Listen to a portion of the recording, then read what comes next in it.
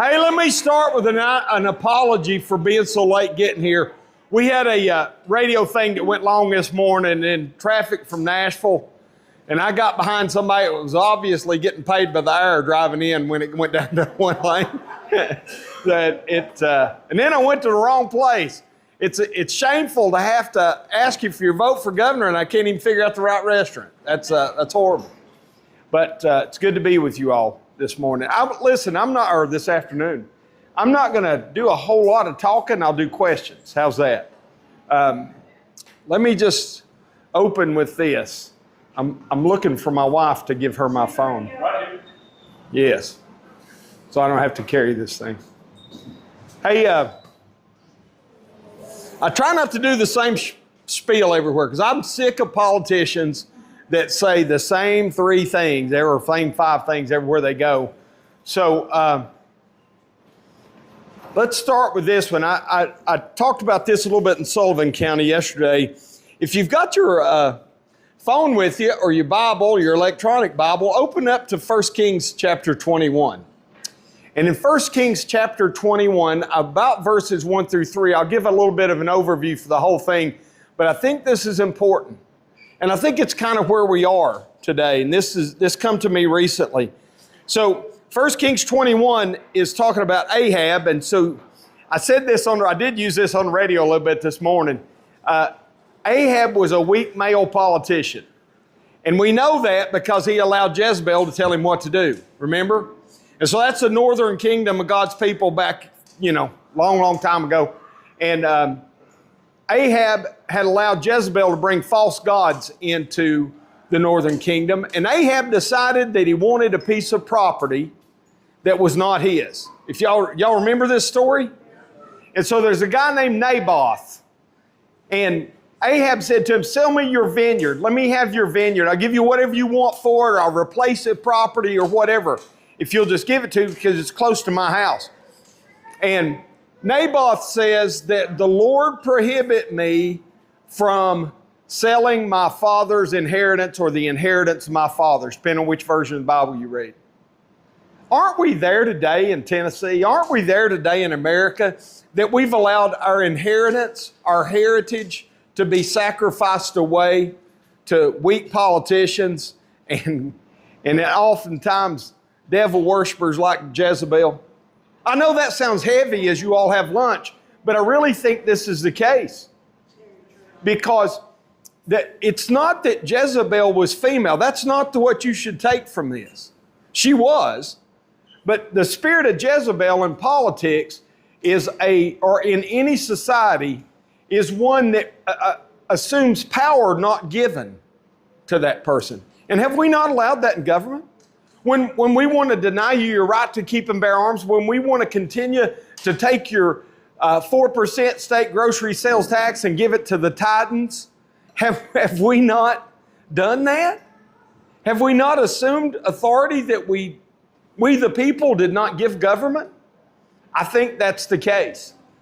And I know that sounds really extreme. Some of y'all are maybe to hear that, but the fact of the matter is all through time, there's going to be an encroachment of evil upon God's people.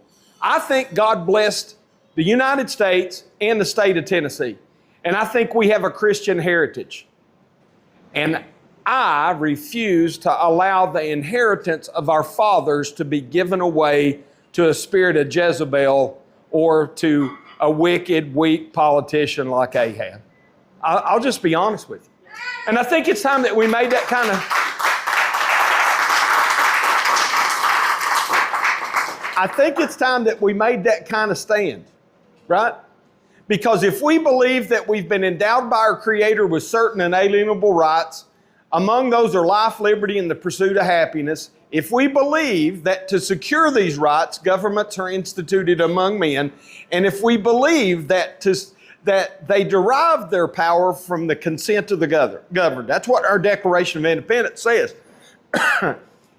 then our rights come from God. If our rights come from God, then we can't allow government or people in government to arbitrarily pull those rights away from us. It becomes a high place. I know this sounds preachy, but Jezebel and Ahab set up high places amongst God's people where they were sacrificing their children and they were worshiping false gods and all those kinds of things. Don't we see similarities today of that in our culture? So I think we need to go back to that which is foundationally true, and that's always going to be God's Word. I think that He loved us enough that He sent His Son to die for us, those nails, right? I'm in more need of the blood than anybody you all know. So I'm not looking down my nose at other people when I say this. I promise you I'm not. The ground at the foot of the cross is level. But we have an inheritance in Tennessee. We have a heritage in Tennessee. We have a heritage in America that we have been too quick to let go away. Evil is always going to encroach upon that which is holy. Now, holy in God's eyes, and the word holy means set apart and separate, right? And so evil wants to call that common. Evil wants to make the compromise with that. And so I think we've allowed that for too long in government. And so we live in the best place in the whole wide world, before I get you all really depressed with all that preachy talk. We live in the most blessed land I think God's ever, between the Smokies and the Mississippi River, nothing's better than what we have in Tennessee. Nothing. And we do have a great quality of life, but if we keep backing up from evil, from things that want to strip us of our heritage, and we take another step here with taxation, and we take another step there with our right to defend ourselves or the right to protect our property, if we take another step away from what God had intended us to have, if our rights come from Him, we're going to find ourselves, when we hand it off to my grandchildren, to y'all's children and grandchildren, that we've not handed them something separated and good, but we've handed them something compromised. We can do better than that. So, one of the reasons I'm so comfortable in walking in late like a big idiot and I walked into the other restaurant too, by the way. I hope you're okay laughing at me, because I'm okay laughing at me. I walked in and the maitre d' or whatever we call ourselves here in this part of Tennessee, the guy that's waiting to check in, I walked up and I thought, well, I'm in the right place. I still had on my phone that we're supposed to be at the Emerald restaurant thing. And he said, oh, they canceled. They moved to another place. And I'm like, man, I'm an idiot. You're busy. Yeah, well, busy, just a busy idiot. But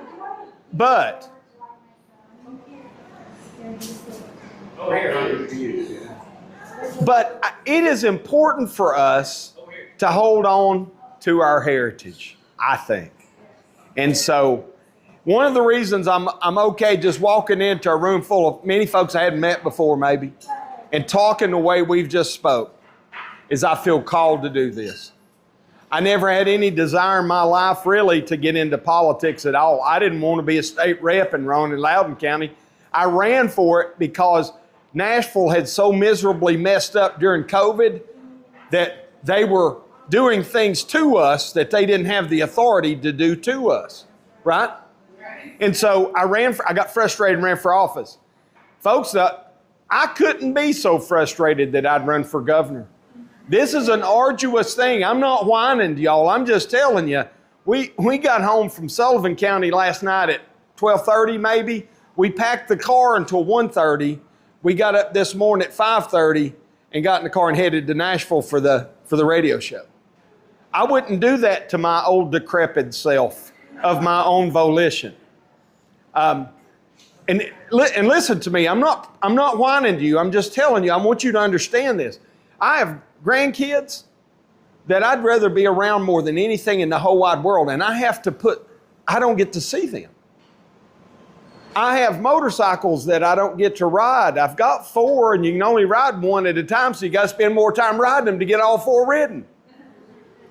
I don't get to do that. But I feel called of Almighty God to run for governor in the state of Tennessee. And He put that burden on me. You know, some of you that got a little gray hair, I've got some gray hair. I keep it all cut off on the side so you can't see it. But You know how the old church word of you had a burden on your heart? I started feeling that when we did the prayer resolution. First time I was ever in y'all's town here, we met over at the courthouse and prayed for this part of Tennessee. We prayed that God would bless us and forgive us, because when we did that prayer resolution in 2024 and I traveled all across the state, I found myself in many places I hadn't been before. But sometime between 24 and 25 when I did that, the prayer resolutions in those 2 years, I'd wake up in the morning thinking, I'm worried about our state. I'm worried about what's going to happen to my kids and grandkids. We're seeing budgets grow by 59% in 6 years' time in the state of Tennessee. I'm probably the only person you know that's voted against 2 budgets in the state of Tennessee. And I voted against them because of a 59% growth over 6 years. 2019, there was a $37.5 billion budget that Governor Haslam had submitted. Last year, the year we just finished in June, the budget was $59.8 billion. The governor had asked for $59.5. That's a 59% increase in a budget in 6 years' time. We have a balanced budget in Tennessee. But what that means is if we're going to spend $59.8 billion, guess what? We got to take it out of your pockets. And so when you hear me harping on the fact that we need to end the 4% grocery sales tax in Tennessee, I'm telling you, friends, I think there's room to do that. Whether we do that incrementally, like I've tried in 2 different bills while I've been a state rep to do that, or whether we do it all at once, there's room to do that and not affect things. It just means we don't build the Titans a new stadium. It just means that we don't put $25 million in this year's budget, $20 million to the Nashville Zoo and $5 million to the Knoxville Zoo. I'm a Republican. To be a bona fide Republican, you have to sign a statement that you love elephants. Did you all know that? I'm kidding.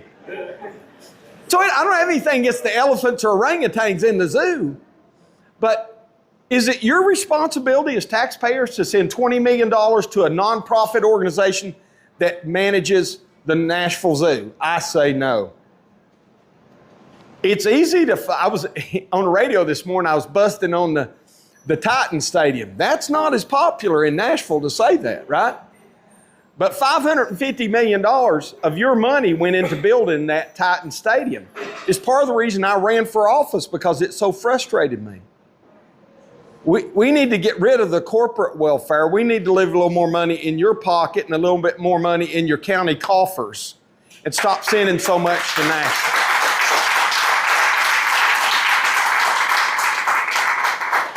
Every organization, there's a fact of nature because of the fallen nature of man. Every organization has a self-perpetuating nature to grow. It does. And that self-perpetuating nature in organizations makes them want to reach out and grab things they haven't had before. And government's the worst about that, right? And so we need to pull that in. If you keep those 4 cents on state grocery sales tax in your pocket and in your county, that means you've taken those 4 cents on every dollar you spend on light bread, sweet milk, and eggs out of the control of people in Nashville, Tennessee to spend it. That's a positive thing. There was a time when the balance of how much of your sales tax stayed in your county and how much went to Nashville was different than it is today. We need to get back to leaving more of that money in your pockets and in your counties. And I intend to do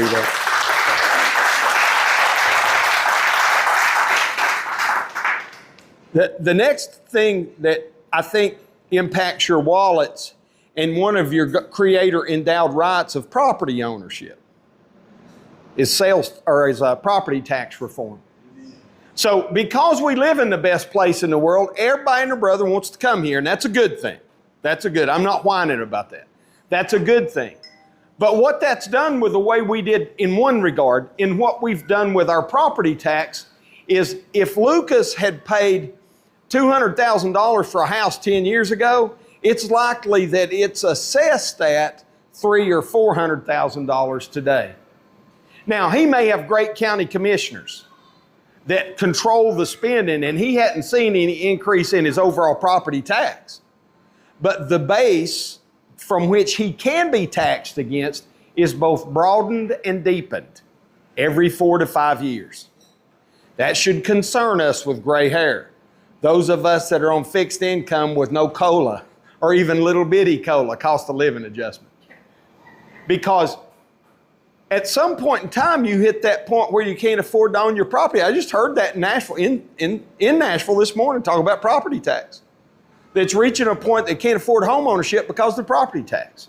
So we have, I'll tell you how we get to this in just a minute, but we do have an affordability crisis in Tennessee and in America.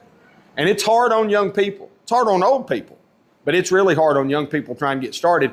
I remember when Denise and I got married 42 years ago, had we not had a grandparent that helped us out, we would have had a hard time finding a house to live in then. I think that's tougher today than it was in 1984 in Tennessee. I think it's tougher.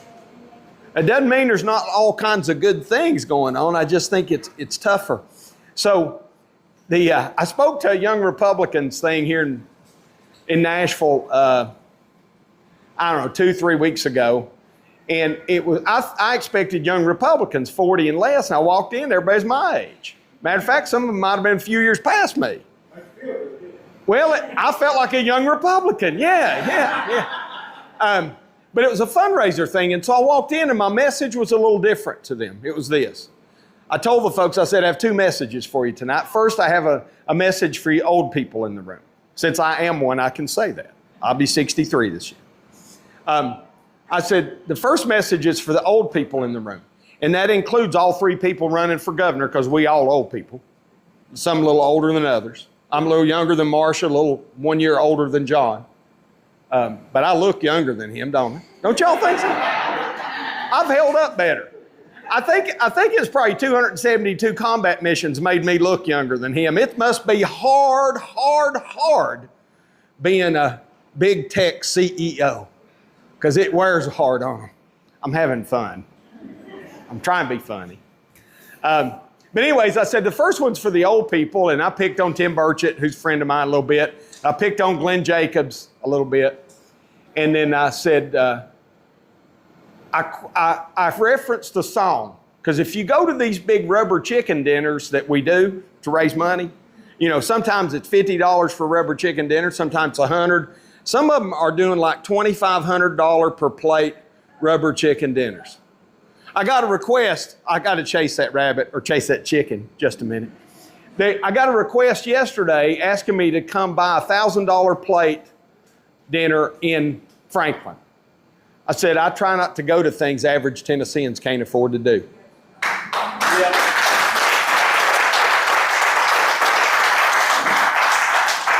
I got to tell you, if you would pay $1,000 to come hear me speak, you probably are part of of a crisis that we need to deal with in another way, because you ain't got enough to do if that's the case.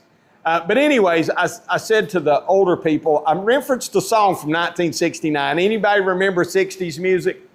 I'm a Skynyrd fan, an Elvis fan, and you know, that 60s music, some of it was awful. And this one's an awful song, but it made me think of it, because you pull up to one of these rubber chicken dinners, and Senator Blackburn will have 300 signs outside, and Congressman Rose will have 700 signs outside, or vice versa, and there'll be 2 Fritts signs. And they're hidden in amongst all of those, right? But our signs do look better. And anyways, I thought of that song, Signs, Signs Everywhere, Signs. Y'all remember that chorus? Who's going to sing it for us? No volunteer.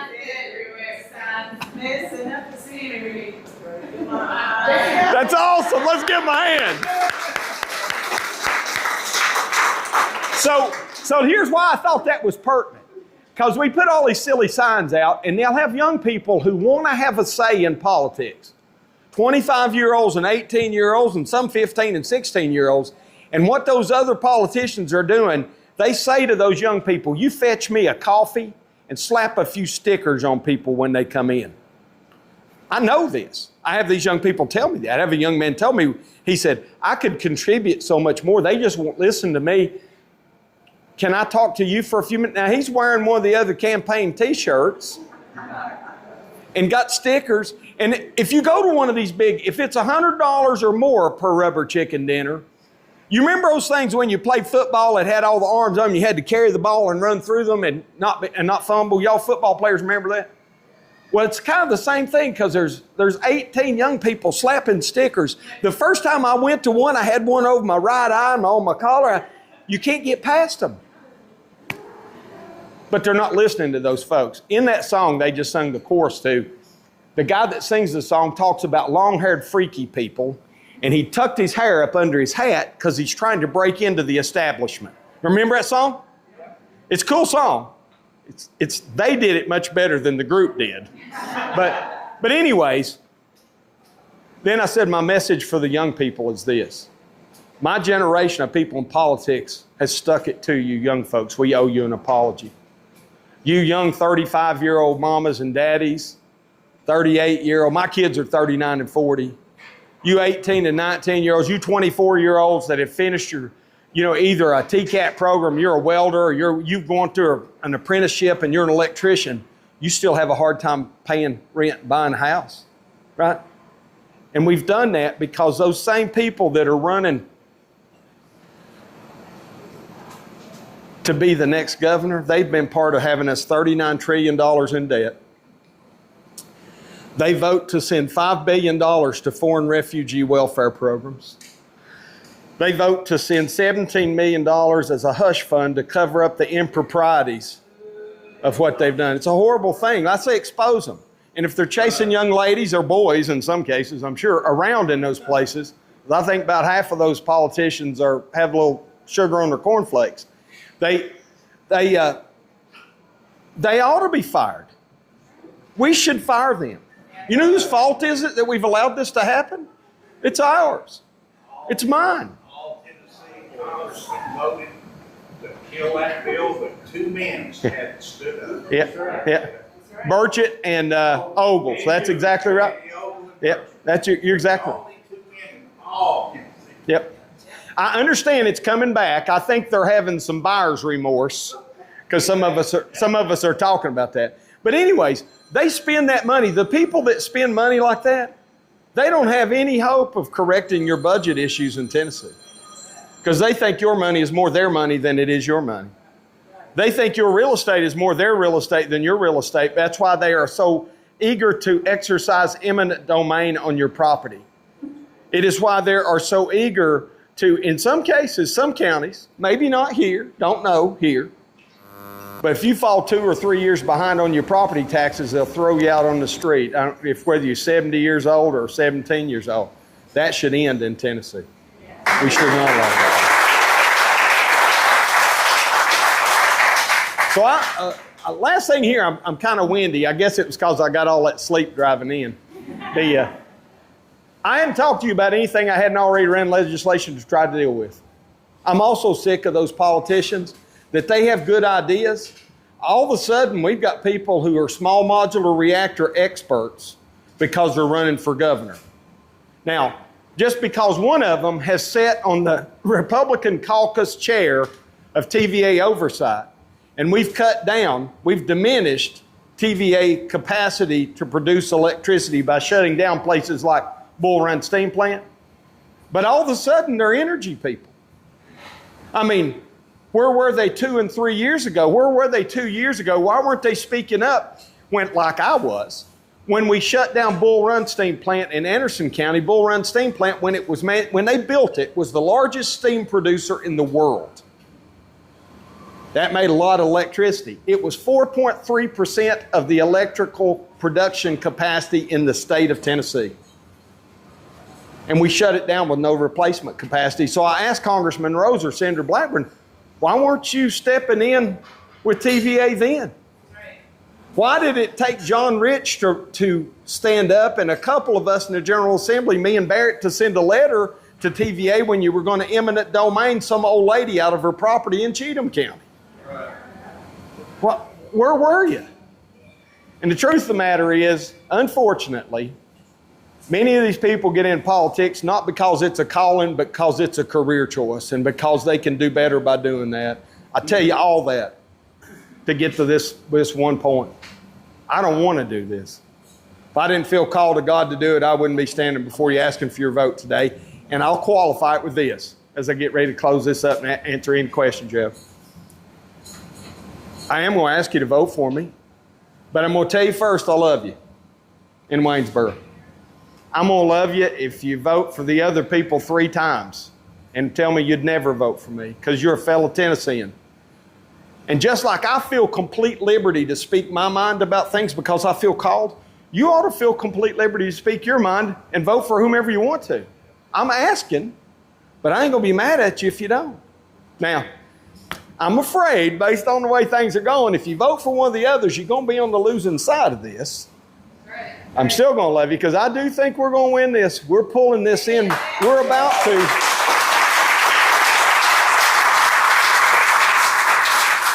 I said we, not me. And we starts with Almighty God because I heard it from the get-go. Fritts is an irrelevant candidate. Well, I probably am. In the grand scheme of things, I'm now God don't think I'm irrelevant, right? But in the whole grand scheme of politics, I'm probably irrelevant, but liberty and less government is very much relevant. Because it's really not about me, even though my name's the bigger part of the t-shirt or the sign.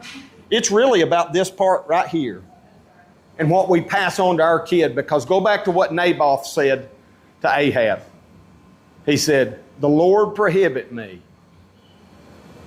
from giving my inheritance or the inheritance of my fathers, the heritage of my fathers. We better fight to preserve our heritage. And so sometimes that'll lead me, since I feel called to do this, to say things that'll scare people to death. I was asked up on Channel 5, and I interviewed anybody. I had the holler guy, Tennessee holler guy, Justin Canoe. Yeah, asked me yesterday, he said, do you think if I hosted a debate they'd show up? I said, well, I don't think so. I told Chris Hand on the radio this morning, I think that Congressman Rose is going to look back at the cowardice of this week and realize that he increased my margin of victory. Because when he said in one moment, I'll debate anybody, any place, any time, and then 2 hours later he said, if Marcia's not going to debate, I'm not going to. Let me tell you, my granny and my mama and my daddy raised me not to hide behind the skirt tails of anybody. And be a man. Act like a man. 1 Corinthians said it's our new hat. We're going to take this into the general election. We're going to change them a little bit. If you look at that verse, if you open up 1 Corinthians 16:13, it starts with be on alert. I think we need to be on alert, folks, for what's happening. I actually don't think our greatest enemies are the Chinese or even the Arabs overseas. I think sometimes it's these weak-kneed, bought and paid for politicians that have taken advantage of us. That's what I think. And I think that same verse, the hat we just pulled out, act like men.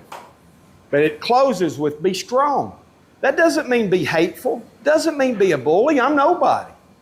But it does mean, by gosh, stand on what the authority of the Word of God gives us and what our Constitution gives us.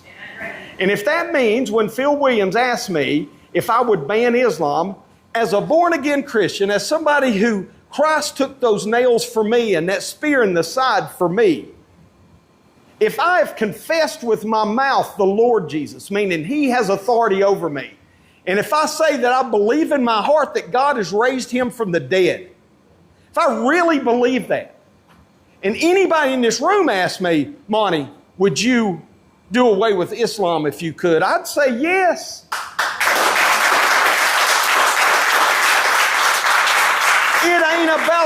It ain't about the people. It's not about the color of their eyes, the texture of hair, or how much pigment they have in their skin. It is about the fact that whether you grew up going to a synagogue, a mosque, or I'm a Southern Baptist Costal, by the way, or a Southern Baptist church,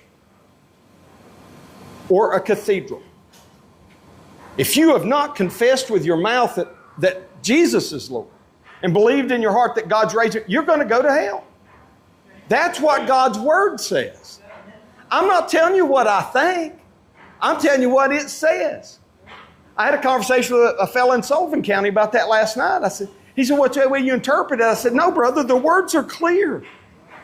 You don't have to trust what I think. I'm not being mean to the people. As a matter of fact, it is a discompassionate thing for me if I don't tell people there's a way to heaven and that you're going to hell. It's often, when I told the young man last night, I said, based on what you're telling me, you're going to go to hell. That's the most loving thing you can offer. It is. For far too long, the church has become a valley of dry bones. You know Ezekiel 37? I think men first in here, and ladies, because you have a Hadassah or an Esther responsibility to go before the king and stand up for your people. You do, and for your children. I'm going to speak first to the men. I'm not trying to get run out of here, get my car wrecked. I'm just telling you. If you're not willing to stand up on the authority of what God has given us and what our Constitution says, you ought not be in politics.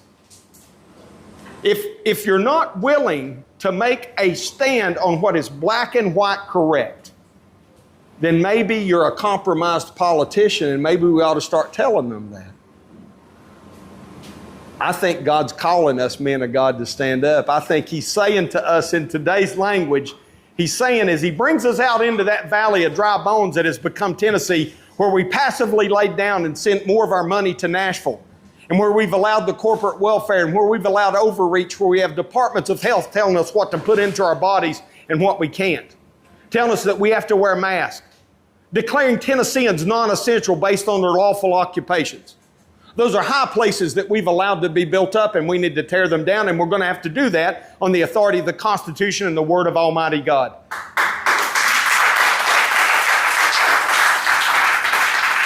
You can elect 12 people. There ain't no easy button in this. You can elect 12 people for governor all at one time. They can't legislate us out of the hole we're in quickly. They can't spend us out of the hole we're in. We need a move of God in Tennessee. So I think men, again first, and ladies, God is calling us as we look out over what could be compared as a valley of dry bones where we haven't stood our ground. And He's saying, Son of man, prophesy and say breathe. Are you the one that the Lord is waiting on? Are you the one that God is whispering in His ear and saying, I want you to step in and do this? Are you the one that God is speaking to when you awaken at 3 o'clock in the morning? Are you the one? I'm good. Are you the one? Are you the one? Are you the one? Who is God waiting on in our state to step forward and say, here am I, send me? Whether that's your county commissioner, whether that's your school board, whether that's just getting engaged and helping your whoever your state rep is read bills so that they don't make bad votes.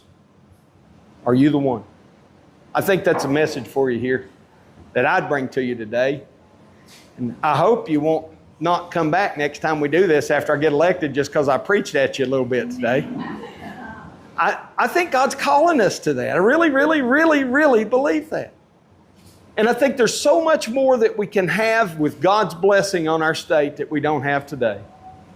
I'm sick of hearing from other politicians, we're much better than California on our budget. Okay. We're much better than Wisconsin on our gun rights. Okay. We're much better on how our economy's growing than Washington State is. Okay. None of those are the standard. The standard is the Constitution and the Word of God. So if you vote for me, I'm going to keep speaking it like that. We'll keep making the liberals' heads explode. And the cancel culture will come after me hard. Hard. I will not relent. I love Phil Williams. But when he puts things that are less than accurate, when he calls members of our volunteer force things like Nazi, just because he don't want us to say Jesus, I refuse to back down. I say we charge hard.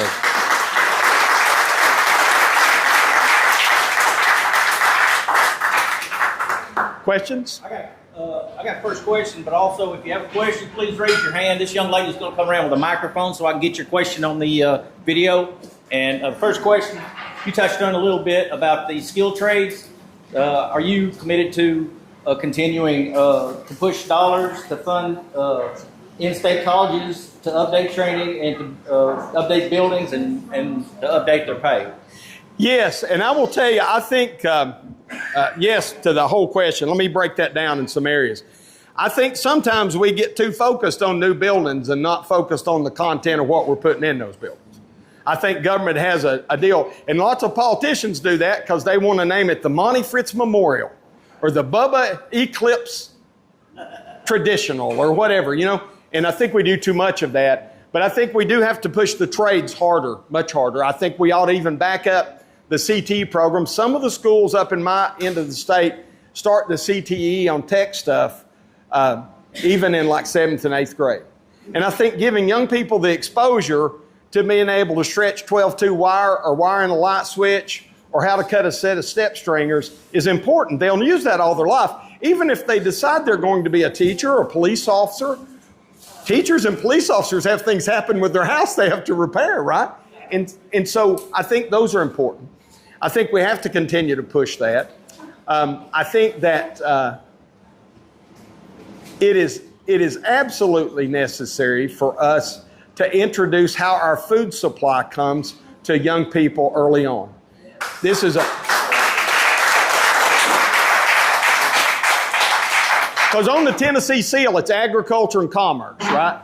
And so we need to keep that. The commerce includes industry and pipe fitters, electricians, and all those kinds of things. I think we ought to increase, you know, this scares some of my Republican friends to death, but I'm candid. I was a union steward for 2 years. Let me tell you, I think that an 18-year-old that can get him or herself engaged in an IBEW apprenticeship program and learn to be a lineman might just be a really good career for that person to spend the rest of their life. I think that opening some of those avenues to get into that's tremendously helpful for us in Tennessee. I think we ought to open that. I think we need to do more in our TCAT programs to gain time in those apprenticeships. And that's going to require some work with both the labor persons that do the training and the TCAT or CTE programs. But if you could shave a 1 year off of a 5-year apprenticeship, that young man or young woman that just become a lineman make more money sooner, and that money goes back into your economy, and they can afford to have 7 babies. Right? We probably ought to be doing that too. We have 2 kids. If I had one thing I could go, I have the best wife in the whole wide world. She's my witness. She'll tell you this. I wish we'd had 10.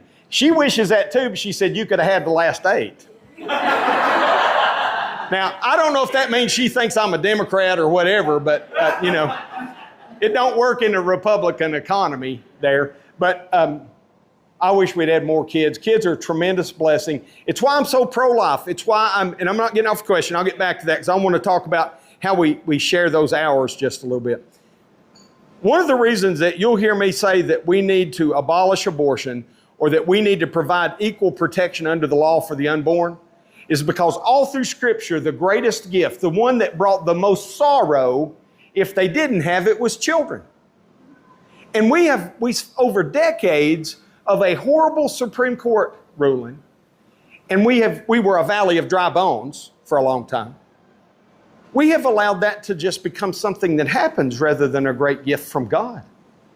And so if that electrician, if he or she can go out and work as a lineman and they can have 7 kids, that might be a blessing for us.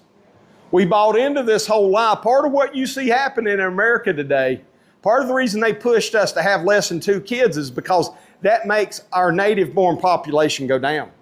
And they want to recruit in a group of people to come and do that work for us, right?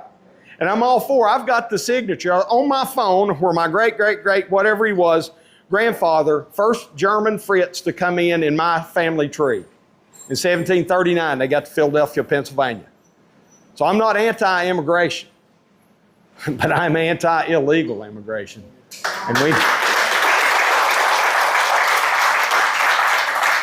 And some of these companies that are taking advantage of the workforce, brother, back to your question, by hiring illegals and paying them under the table and providing housing and stuff for them. I just sat and listened to this conversation. I know it's happening.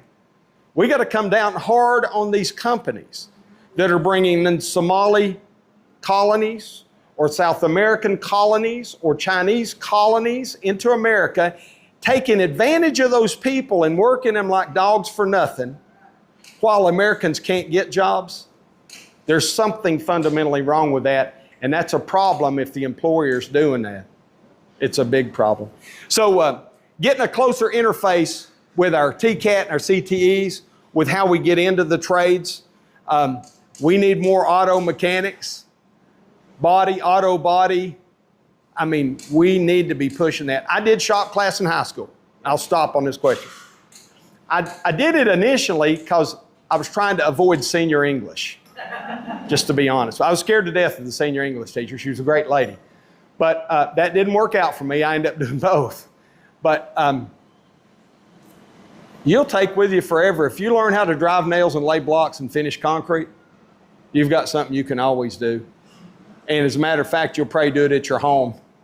And you'll save yourself some money and have some sweat equity you can put in your house. So I'm absolutely supportive of that. Next question.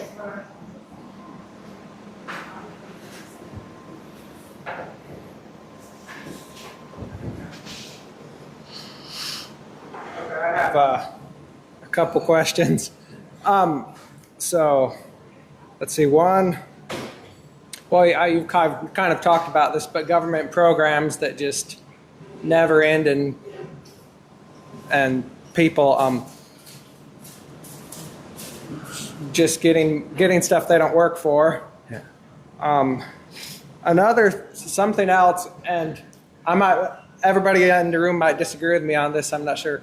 But the school system, I think there's some serious problems with it. I have a friend who, he teaches auto mechanics here in Waynesboro. And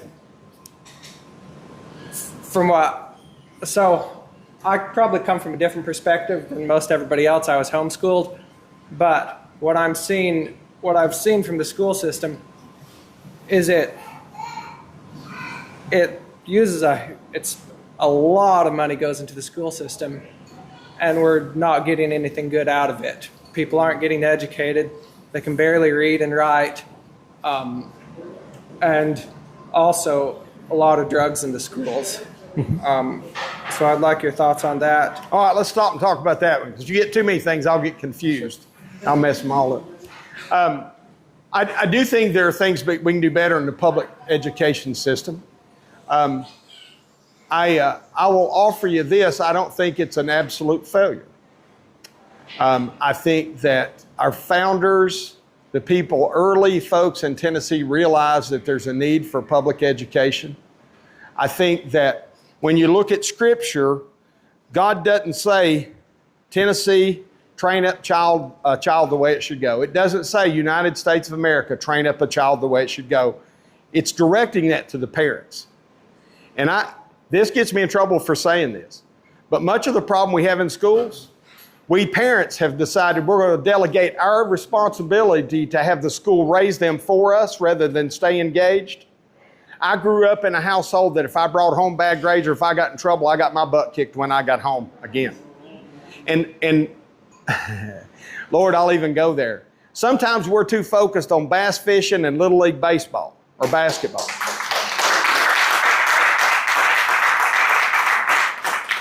And we will trade those things off and just let everything else go. I think that doesn't mean that we don't have people in government are messing things up. You'll see it's coming out. It came out last week, and I watched the report. I hadn't read the whole document. It's like 600 pages long. But we did an audit of the Shelby County school systems. And there were millions upon millions of dollars that the comptroller suggested may have been inappropriately or fraudulently spent, right? And 1 out of $7 spent on education in Tennessee is spent on Shelby County education. Yeah. Will you touch on the vouchers? I will here in just a minute. But so we have to address those things. But whose fault is that really? It's the parents. It's us. Because we've sat quietly. And I think 2 or 3 things I think government needs to leave the homeschoolers alone and not try to put any hooks in the homeschool. There was somebody offered this year an opportunity, they said, to put truancy into homeschooling. I'll tell you, friends, I don't even believe in truancy in public schools. I think that mom and daddy get to decide if the kid needs to take up hay that day or whether they need to go to class.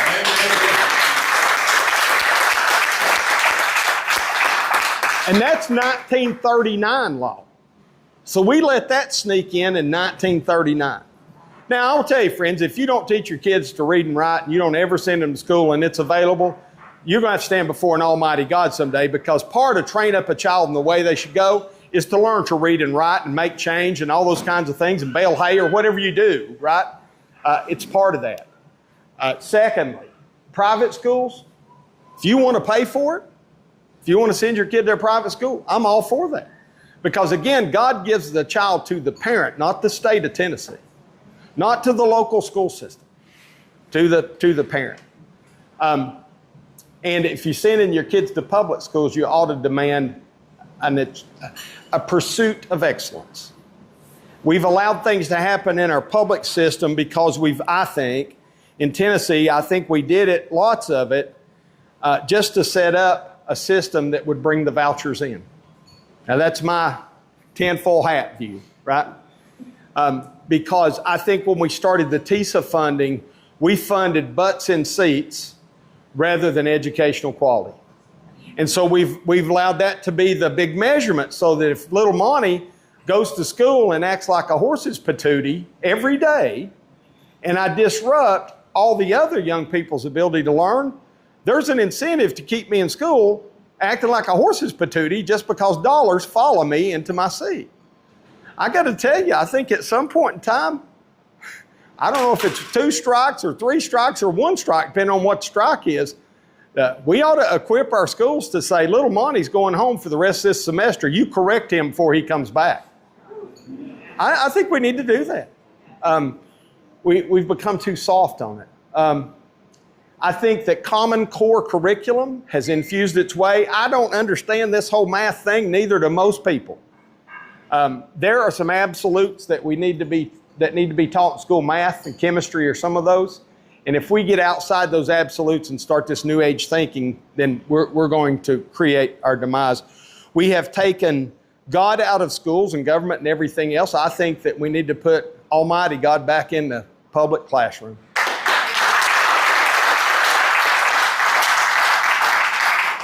Now, let's go back to the whole pagan religion thing.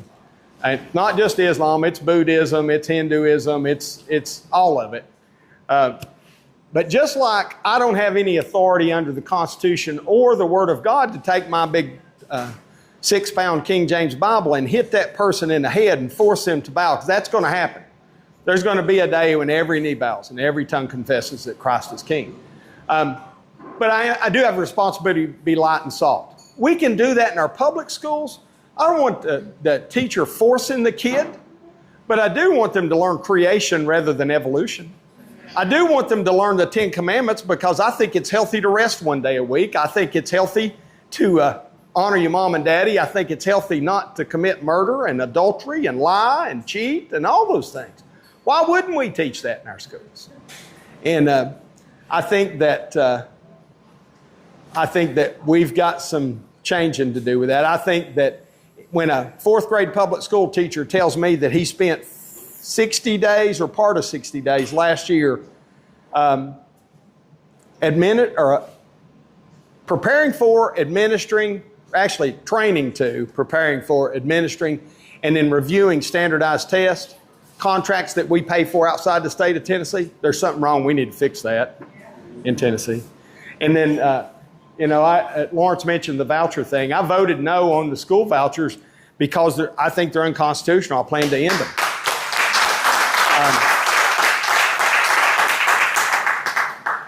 Without a change of the Constitution, we can't do what we're doing now. We just can't. And if we allow those little incremental, and that was not so little an incremental, it's probably going to be pushing $1 billion of expenditure within 4 years' time. But if we allow those to come in, at some point in time, the Constitution becomes worthless. And then we live in anarchy. Next question. Another question is, so like I'm a young person, and back, well, 6-7 years ago, you could get a farm you could buy a farm that had a lot of timber, say, on it, and log it off, pay for the land for a reasonable price. But in the past 6 years or so, land prices have gone up so high that I don't have a lot of hopes to being able to get a farm. I was wondering if you have any thoughts what are your thoughts on making it so us that have grown up around here can survive even when all the other people drive up the prices out of our budget. Yep. So there's two sides to that. It's not just the people that move in here and drive up the cost. It's the property ownership rights of the people that owned it to sell it to whoever they want to.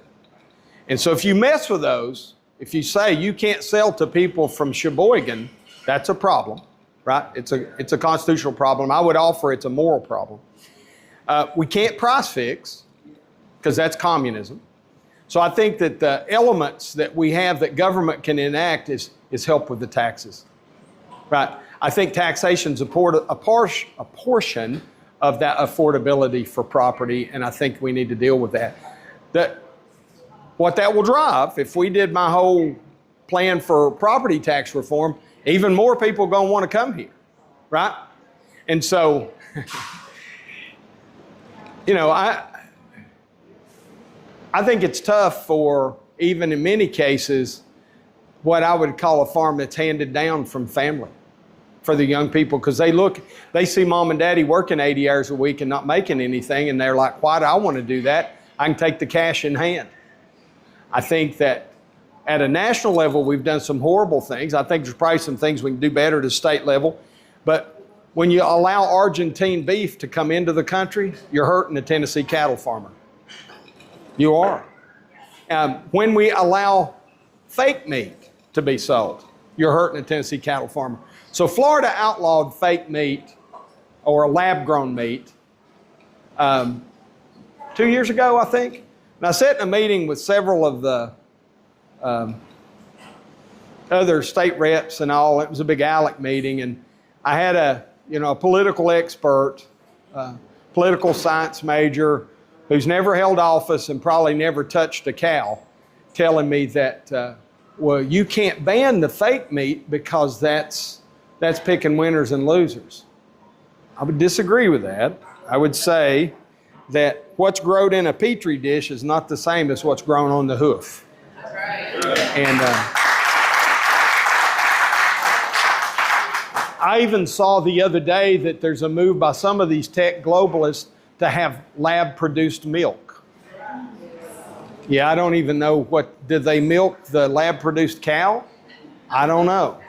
Actually, I was talking about it earlier before you got here. They start taking cells from like the cow udder, feet, whatever, and then they're putting it in some concoction with monkey vaccine stuff. And yeah, I have a big problem with that being someone who cares about food freedom. Me too. The other thing, though, a little thing on that too, is that even that lab meat, it actually is giving in the whole Walmart. I just went and took photos of the back of the labeling that's on there, and one of the keywords that is on there is flavor, added flavor. There's 2 brands of ground beef sold in Walmart right now that is lab grown. The only package that showed that it was not lab grown was the grass fed one, because it specifically said grass fed, grass finished. So so make sure you read the back of your beef label when you're buying ground beef at Walmart, because there's already 2 brands, and if you want to know what they are, I'll take a photo for you. You can come take a look at it. Yeah, I think. What's that? Cricket flour. Cricket flour, yeah, that's true too. Considering young people, years ago, they had a program called the boot camp for young offenders. Well, that's been done away with. And the programs that we have in our area now, I guess they're making a lot of money, but the people that are supposed to be getting help are just allowed to do whatever, whenever they want to, and the staff can just have to put up with all of this. I'm just wondering if some program like the boot camp could come back, because I'm under the understanding that was like a 97% success rate, that they didn't get the children, well, say young adults, they did not have them return. Whereas now it's like a revolving door.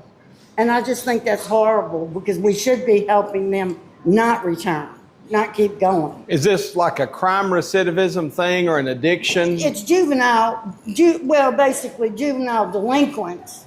But now the state of Tennessee had a boot camp quite a few years ago, and it was very successful. I think it was 18 to, I don't know what the ages was, but it was successful. But now they have the juvenile delinquents go to these, what they call group homes, and they've given all kinds of medications, and maybe they need it, maybe they don't, but they're not learning any kind of discipline, because when they can go in there and just mistreat a staff person because they're a juvenile delinquent and the staff person just has to tolerate it, it's despicable. Mm-hmm. And we're not helping these people. And no telling where the funding comes from. I have no clue. But I'm sure my tax dollars is in it somewhere. Yeah. It's just frustrating for the young people to just keep coming back. Yeah. Yeah, I agree. I don't know anything about the boot camp thing you're talking about. I'd be afraid to comment on that. I will say this for people that are incarcerated, folks that are convicts in the penitentiary. I worked in a penitentiary back when I was young, and I found that most of those men, it's a male penitentiary, I found that most of those men were happy to get out of their cell and go work. And the harder you worked them, the less trouble they were when they were back in the cell. I think why we got away from having convicts work the roads in Tennessee to keep our roads clean, if nothing else. Even if they didn't do the mowing, it frustrates me when I see Mexicans mowing or Guatemalans mowing the grass in Tennessee, because what that means is we've got somebody on some kind of visa doing that grass cutting, and we've got some company getting wealthy because they're making lots of money on that person. And I just as soon see our inmates doing part of that grass cutting and it's part of that pickup of garbage on the roads, because I think there's some benefit to that. Well, the juvenile delinquents, I'm just saying there should be some type of disciplinary system that should be used to stop some of the behaviors that they went in there for. Yep. But instead, you just keep letting it go. Yeah. And that starts with home with mom and daddy. Some of them don't have a mom and daddy. Yeah.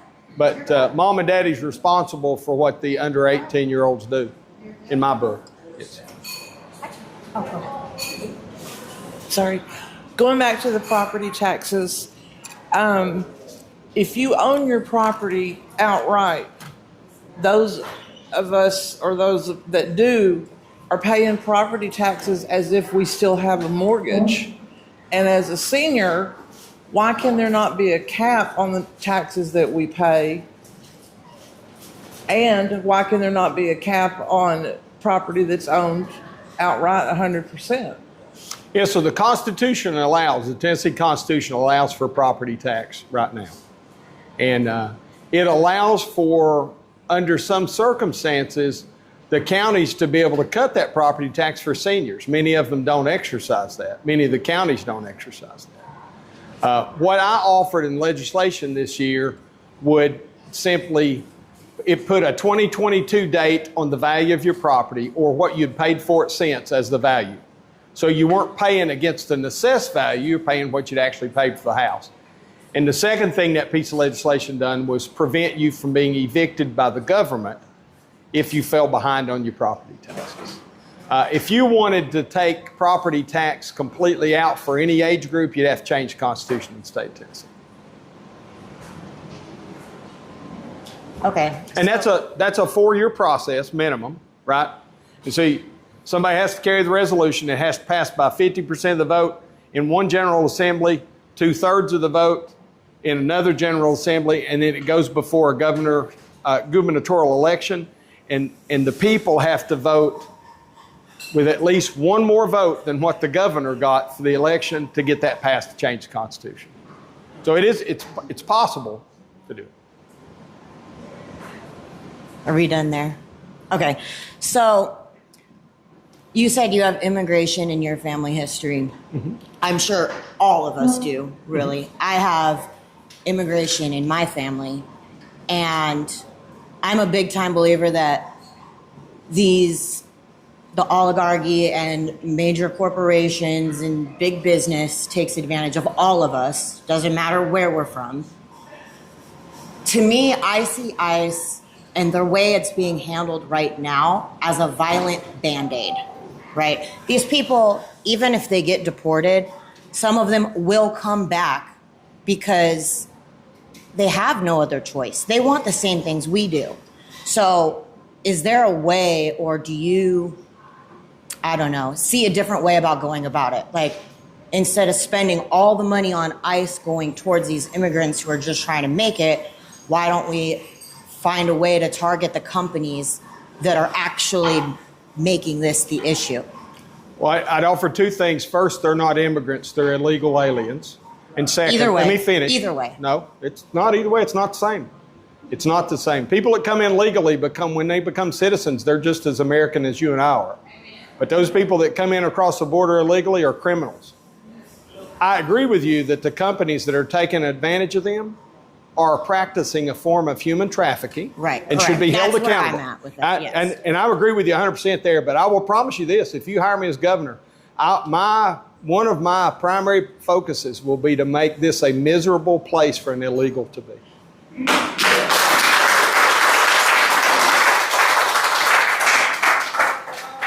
But I guess my point is, if we're punishing people who are trying, okay, say they come here illegal, that's a crime, whatever, and that's how you believe. But if we're punishing them all the time and it's still worth it because wherever they're coming from is worse or whatever, why are we not just taking away the reason that they come here? You know what I mean? Like taking away the exploitation. So if these companies weren't making it to where they, you know what I mean? Making it to where they have that as an option, wouldn't that be more successful than just kicking someone out time and time Are you again? asking that the company should be held accountable for Well, yeah, like, not allowing them to do it? right. Instead of spending the resources on just continuously removing this person, continuously punishing this person, there's always going to be more people that are seeking the American dream. Understandably, that's how we all got here. But I'm going to resort that back to him. Why, like, how can we go about making it safer for everybody and not continuously just taking away the people that want the same things we do? Well, first, the jobs. as a citizen of the United States, I nor you have any responsibility to care for every other citizen in the entire world. But as a Christian, we love thy neighbor. Let me finish. You can love your neighbor, and if your criminal neighbor comes and steals your chicken, should he get by with it because your chickens are better than his chickens? No. And because he wants your chickens so bad, they're so good, they're Rhode Island Reds, so he should be able to come in and get your chickens. As a matter of fact, that same neighbor might decide, you know what, what's your name, ma'am? What? What's your name? Shelby. Shelby has a nice house. I like her living room. I'm going to kick the door in, and I'm going to go sit in her living room. And as a matter of fact, I like it so much, since I like Shelby's living room, I'm going to partially own Shelby's living room. We wouldn't allow that. Let me finish.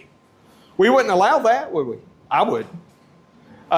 We can't allow that with a nation. I won't. Okay, but if they're coming here, they're working, they're spending their money here and doing all this, and we deport them, but the companies are still bringing them here. We touched the company thing. I'm all for coming down on the countries, but I'm not going to relent on the other. I'll be a deport every single one of them personally.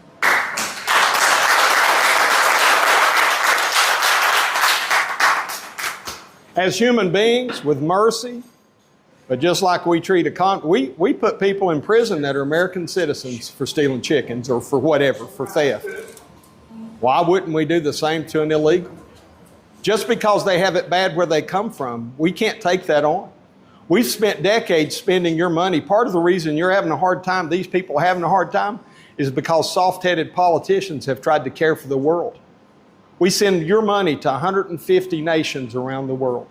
While you have neighbors that can't afford to buy food, you have veterans that can't afford to get their head out from under the rain unless they crawl under a bridge.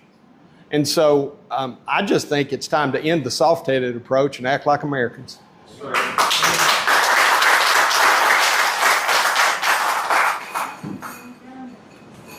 Yes, sir. I have a question. What would be your approach when elected governor to address the mental health issues that every county across the state is facing now with the lack of services available and facilities to provide that much needed service to the mental health? Yeah, I think so. Both my sheriffs at home, Stockton is my sheriff going out, you probably know Jack, and then Jimmy Davis in Loudoun County.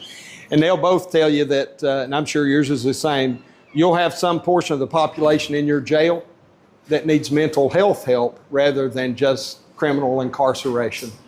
And that's going to be a long fix to get away from that where we are now, because we shut down those facilities to help. And to be honest with you, some of the facilities that we had open had some horrible reputations. Part of the reason they shut them down is because that they were taking our money and treating human beings like animals. And I'm not a big fan of nonprofits because oftentimes the nonprofits become six-figure salaries, almost like the corporations you're talking about, that they just bleed us for money and then don't do a very good job of taking care of the people. I do think the state has some responsibility to help with that and provide a different level of detention for those who are suffering from mental illness. I think the church has got to get engaged. I think that in Nashville we see lots of mental illness. I mean, just going back and forth to work as a state rep, I see folks crawling like dogs, no clothes on, barking. I mean, it's awful. And it's some spectrum of mental illness, addiction, because I think there's a reason that in Revelation, when the word sorcery, when we read it in our Bible, it comes from a word of pharmakia. I think drugs often become a pathway to demonic possession. And I think there's some portion of that. So I think the church has to be engaged in it. Unfortunately, we become a valley of dry bones sometimes in our churches. We find ourselves not wanting to deal with those people, right? We've probably all heard that. Oh, yes. And I think that the love of Christ is needed tremendously. I do think there's need. We sent a letter. I sent my own. There's a bunch of the other reps sent a letter asking for funding in East Tennessee because what used to be North Shore was what they would call a mental institution to bring on some bed capacity to help those in need. And so I think there's going to have to be some money that is put into that. I think that we better control it. It'll have a tendency, I think, brother, to go to what it was before if we're not careful. And I think that's why we need the church engagement. I hope that helps a little bit. What portion of your population, on estimate, would you say needs mental health help rather than criminal incarceration? I would say on average, probably 10 to 15% of those incarcerated is really and truly a mental health issue. Yeah. But because the system is the way that it is, we're the only option is to house them in jail. Yeah. And then if they're not cooperative in jail, they never get their day in court until they're cooperative, which they never get cooperative because they need the mental health. Yeah. Yeah. And the facilities from the state are not very helpful because they won't see them, won't accept them in until things are very extreme. So on the big spectrum of mental health, my poor mama died of dementia. And I'd appreciate nobody film this part if you don't care, because I'm going to talk specifically about my mama. When she first started down that road of dementia, she stayed with us, and then she started seeing and hearing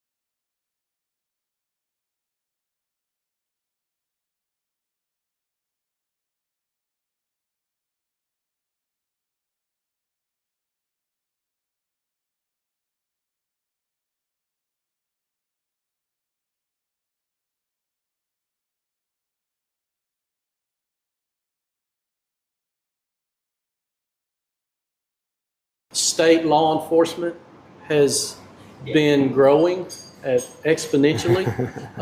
Not only is it costing the state more money, but it's requiring the local authorities.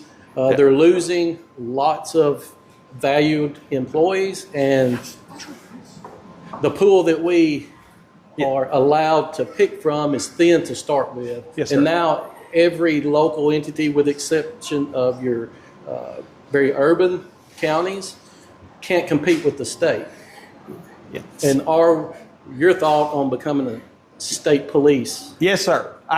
So I've gotten myself in trouble on my comments on this some, but both my sheriffs, and we're probably not as rural as you all are here, but still rural counties to some extent. And Jack and Jimmy would tell you they can't compete with Highway Patrol or Homeland Security in hiring people. And so you have this one pool of folks. And we need troopers, right? Because people drive like bats out of, and we need to do more to slow people down, I think, and drive like humans. I think some of these people are aliens, brother. They can't be human. It's like Men in Black drivers. But anyways, in 25, I was the Doge for Tennessee, and I did 8 budget amendments. And one of them was for $38 million to pull $38 million away from the Department of Safety because they were going to hire 115 troopers. And both my sheriffs supported it. I suspect most of the rural sheriffs supported it. And it was for those reasons that we have put an undue burden on the chief law enforcement officers of the state, our sheriffs. And I argued that we were centralizing law enforcement in Nashville, Tennessee, and that is unhealthy for our republic. Can I sit my hat there too? Absolutely. It's too hot to wear a hat here. Yes. So you've got this much responsibility as the sheriff. The troopers have that much responsibility. I mean, and I'm not minimizing it, but it's true. I mean, as far as authorities and what you have to keep up with, and you have to deal with things they don't have to deal with.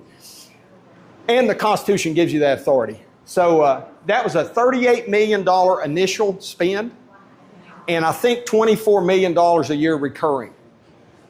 Part of the reason I voted against the budget was because I couldn't get that pulled out. I'm not in favor of centralizing law enforcement in Nashville, Tennessee. The sheriff must remain the high law enforcement officer in each county across the state.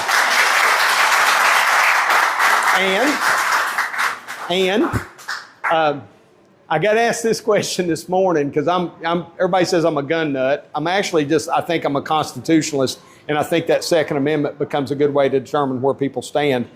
But Chris Hand asked me, he said, would you allow federal folks to come in and seize firearms from Tennesseans? I said, no, absolutely not. I'll be there standing in front of them to prevent that with the sheriff, because I think that would be a mutual responsibility to do that. And we have allowed too much centralization in D.C. We must fight that in Nashville, Tennessee. The budget, again, I think it's $24 million recurring, and that was the 25 budget. This budget, we hired another 50. I didn't support that. I do plan to reassign them into something. I do plan to have a human trafficking task force that is very active and very aggressive, because I think that people who traffic human beings for sex or labor, ma'am, back to your question, probably ought to be worthy of the death penalty. Because I think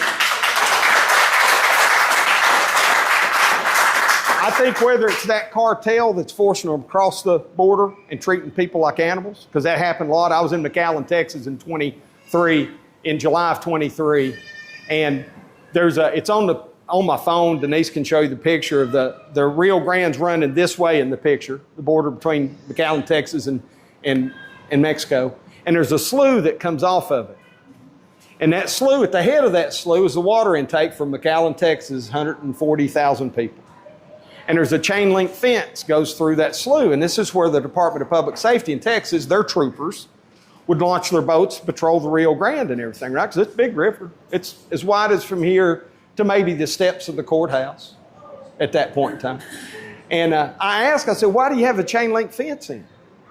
And they showed me the past where the cartels would come down and shoot at the Americans, so the Americans would have to take cover and they could swim the human beings across. Many of them were used as drug mules and then sold into prostitution or other labor when they got here. And again, those companies should be punished.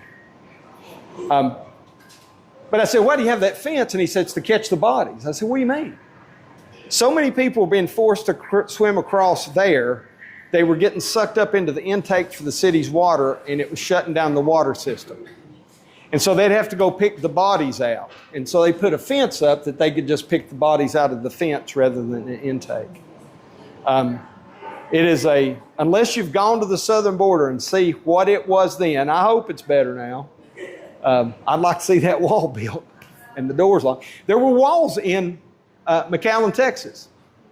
And this was, Biden was in at the time, right?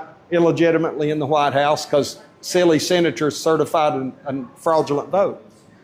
But they had welded the gates open. So the way the Border Patrol works that is you've got the borders in the middle of the Rio Grande, and then several hundred meters up you've got walls so that the Border Patrol patrols that area to try to keep the illegals out. But yeah, it was a horrible thing, not to chase that too much further, probably enough of that. We better not allow law enforcement to be centralized in Tennessee, because if we strip your authority, we've stripped all their voices. Because you're here in the county where they can get to you and say, hey, I need help with this, or I've got a prisoner in your jail that needs that, and that's tremendously important. And constitutional. And constitutional, yeah.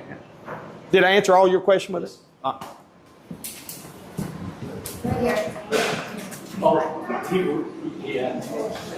Yeah, I'm kind of piggybacking on what Lady over there was talking about. You mentioned about immigration.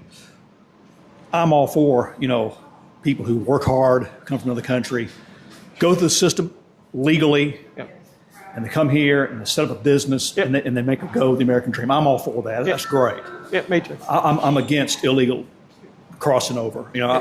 But what really gets me is that people or places are owned by illegals, businesses. Yeah.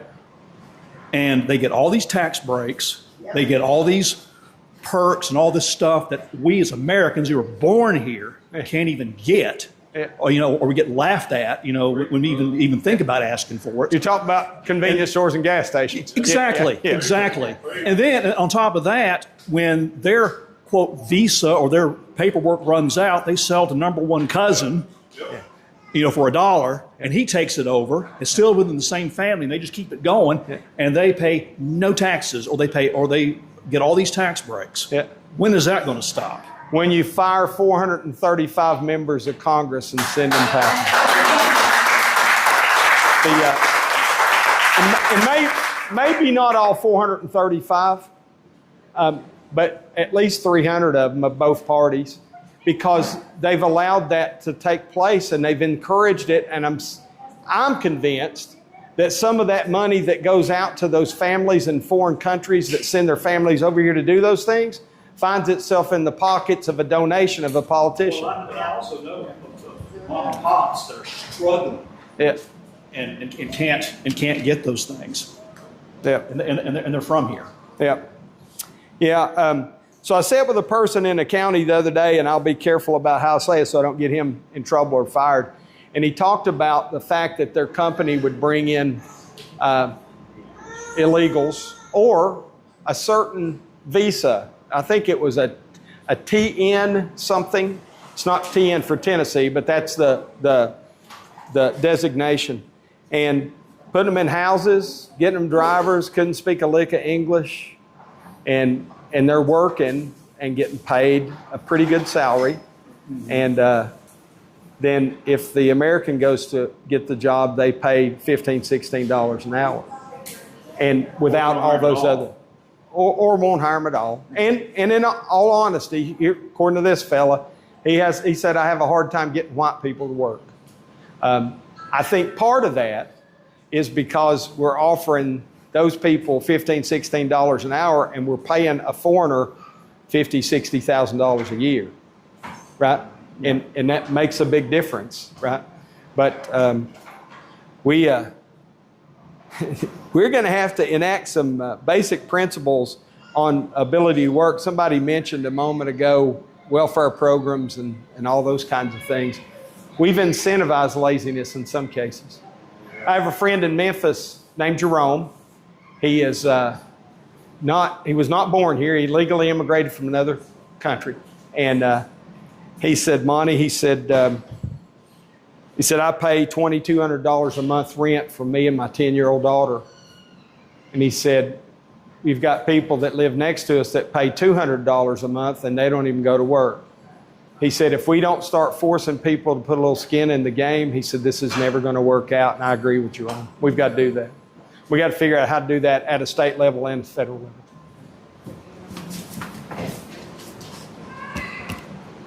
Oh, sorry, you hold it. It's yours. Okay, so I've met you on 2 other occasions, and it happened to be all about food freedoms and whatnot. I met you at the Raw Milk Summit that was there, and I heard you the first time, and then I saw you at the Maha on the Hill. At Bon Aqua, the first. Bon Aqua, the first time. Yep. And then the second time was Maha on the Hill with the Weston A. Price Foundation. I think what I would like to know is in regards to your stance into, number one, 2 topics. The first one is how raw milk is dealt with in the state of Tennessee. Just coincidentally, right before I got here, the Tennessee Cottage Law page on Facebook had posted why our raw milk in baked goods, and legally the answer is no, we can't, which is kind of almost hypocritical because of the simple fact, because of the simple fact that once it's in baked goods and it's cooked, it becomes pasteurized. That's the first thing. The second thing is in regards to the where do you stand with the whole Maha flip in regards to allowing pesticide companies and herbicide companies to be held responsible for their product in the state? Because on my farm alone, we are a regenerative farm. We practice organic growing practices, and I have off spray that are, coming right onto my farm and just landing on my produce that's there. And I can't even sell it now as an organic product because it's been off spray. Where do you stand in regards to, number one, Tennessee, in that opinion, in regards to holding these companies accountable for that? And we know what's happening.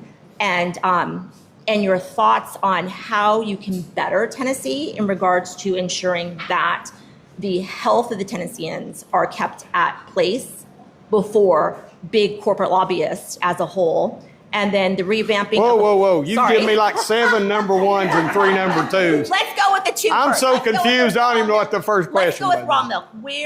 How can raw milk at this point be? Let me talk about that one first, and then we'll get to your next question. That'll give you good answers. I think it's absolutely stupid that we would suggest that you can't use your own milk to put it in baked goods and sell them.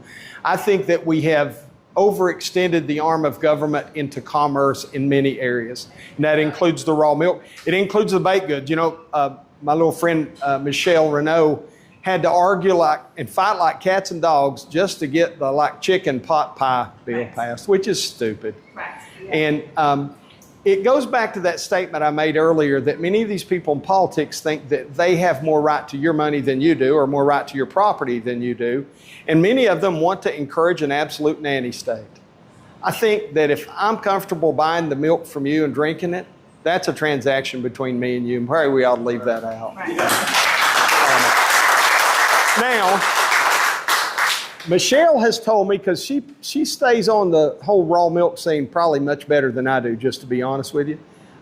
But she said that there was a plan for some legislation to come through that would actually hurt the small organic farmer and lean an advantage to, not picking on Mayfield, but a Mayfield company to be able to sell it and put it at a disadvantage. So I think we have to be careful in what we enact and disenact so that we don't lean an advantage toward a big corporate conglomerate. Mayfield used to be a locally owned thing in East Tennessee, and it's not anymore.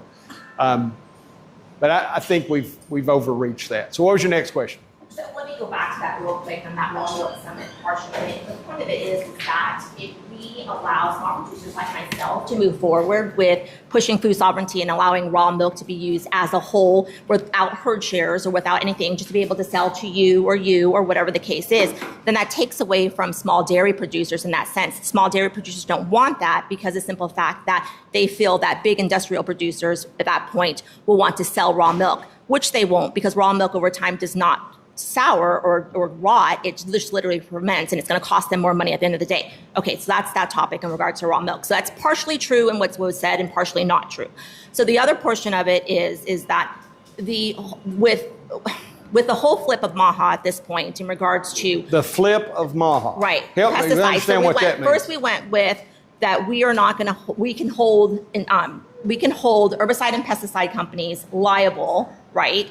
And that's what we wanted. And then all of a sudden it gets up there, and then now it's flipped. Now we can't hold them accountable in regards to our health reasons, meaning that if I'm only because I'm just looking at your shirt, I'm sorry. No, that if she opts to spray right her yard or whatever the case is, and I happen to be her neighbor and I get an off spray, and then all of a sudden, or she gets cancer from it, or whatever the case is, that they cannot be held liable for that. And at one point, I believe, and correct me if I'm wrong on any of these guys that are my partners in crime over there, in regards to the pesticides companies being held liable for that. Where do you stand as a governor to ensure that we, as the people, are going to be able to hold accountable the products and the companies that would cause us to become ill with cancer or, whatever the case is?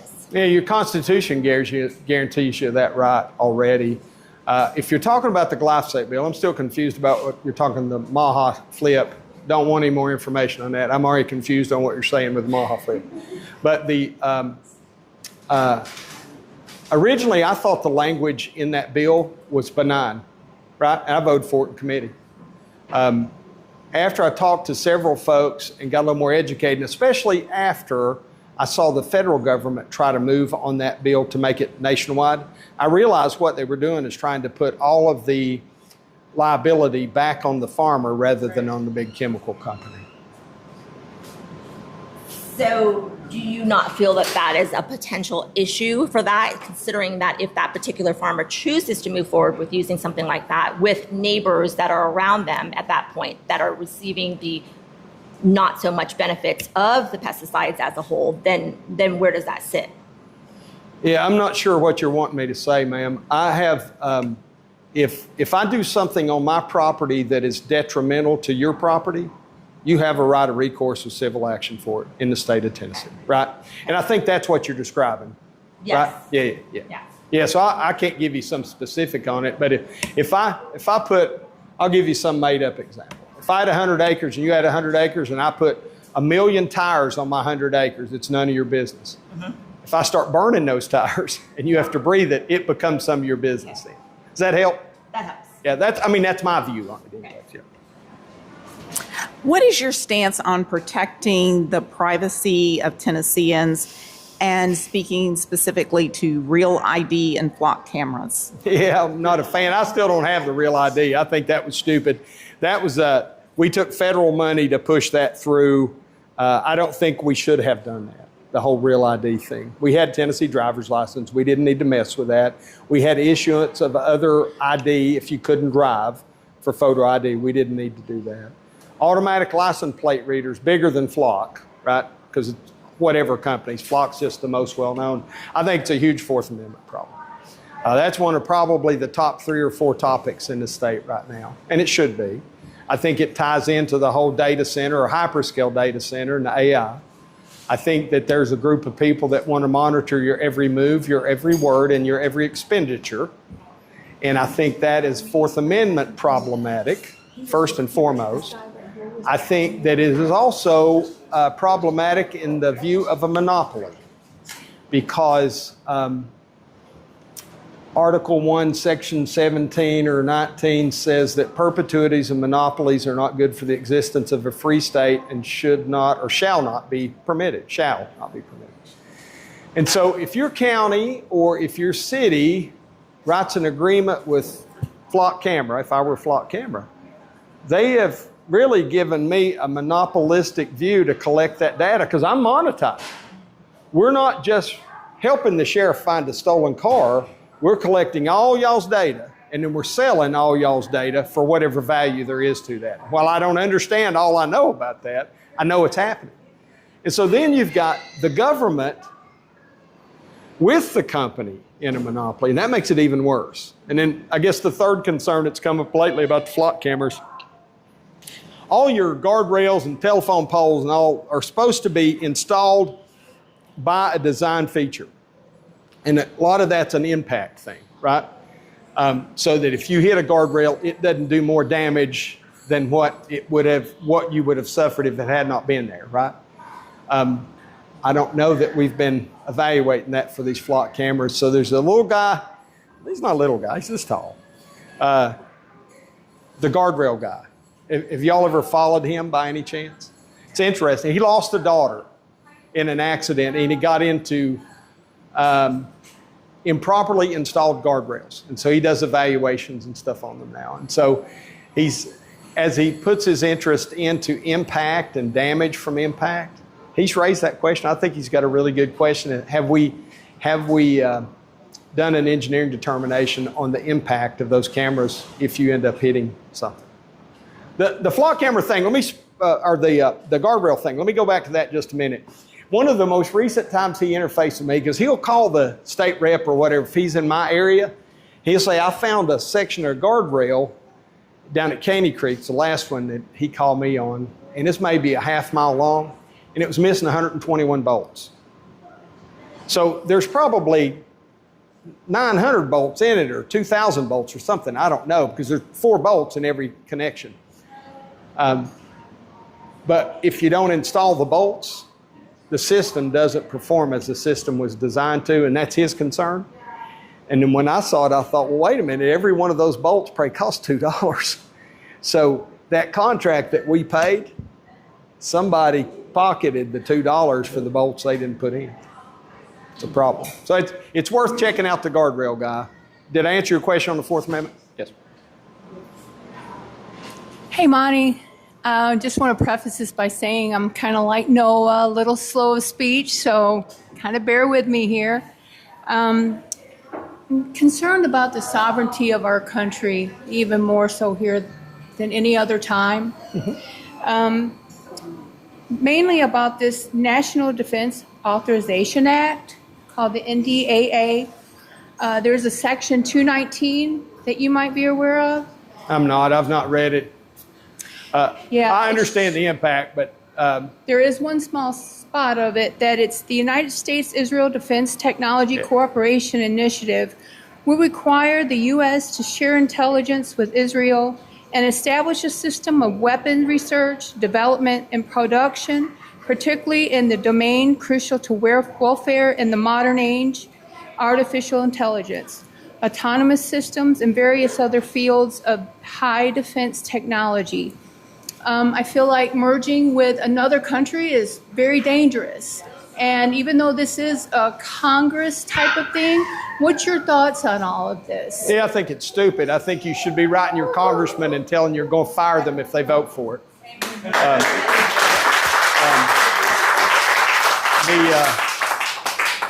I don't know why, President Washington in his farewell address talked about lots of things. He talked about hyper-partisan politics. We've messed that up. And he talked about getting too close to some nations and alienating others too far. And he cautioned about both of those things. And, these NDAAs are horrible tools. Long before this Section 219 or whatever, they're horrible tools. We have people that are general officers that assume that what's written in an NDAA gives them a right to go to war. I don't think so. I think Congress has to declare war. I think it has to be an official declaration. We've messed that up for a long time. I think that we hide everything from the studying the eating habits, I'm being nice, of the tsetse fly to providing barracks for our soldiers in an NDAA. What are we thinking? Congress is that's part of the reason y'all hear me say, don't DC my Tennessee. I've not read this NDAA because it's probably 1,100 pages long. Do you know how long it is? No. I don't. That one section was Is it very 9? concerning. Yeah. So even if it's 500 pages long, but if it's 900 or 1,000, I know we had one a couple years ago, it's 1,100 pages long. Your folks in Congress aren't reading those. And they're no different than Nancy Pelosi. They're voting for it to see what's in it. And they're putting pork in that somebody who accepts money from APAC wrote that in. You know that, right? And it may even be that. I don't know if there's a few Congress members that don't take that money, right?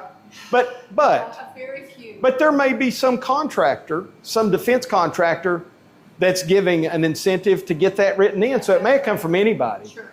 But the whole pork in the bills federally, I agree with you. I am concerned about our sovereignty more than just this Section 219 thing, but just what we're doing to our budget. What we've done to these young people in this room by giving money all around the world and spending it like drunken sailors. I don't know if we're already not past the point, but we're close approaching a point of no return where the sovereignty is lost because of the indebtedness of the people. The last time I looked at the debt clock, so you can go look up the national debt clock, and it's spinning like this. It was $39.330 trillion. And what that equated to, was a if I remember the number correctly, $290,000 per household debt in the United States. $290,000. So these silly congressmen that write stuff like that and then vote on it, have you $290,000, your family $290,000 in debt. And they just keep kicking the can. You've had people, and I don't agree with everything Rand Paul does. I think sometimes he's a little fruity acting, but he's tried a couple times to cap the national debt. Our senators vote against that. He's tried to put a limit on the deficit. So each year, right now, we're averaging spending $1.8 trillion more than what we take in. That means we're borrowing it from the Chinese, the Indians, or somebody. That's probably the reason that all our gas stations are owned by Indians and Pakistanis, because we're probably, just being honest to the question you asked, because that's what it is, right? It's people from that part of the world, and we've made favors with them because we're exchanging money with them. We got to stop that. I'm not the best candidate for governor. I will say things I know because I'm just going to tell you what I think. If you don't like it, that's okay. We can still love one another. You don't have to vote for me.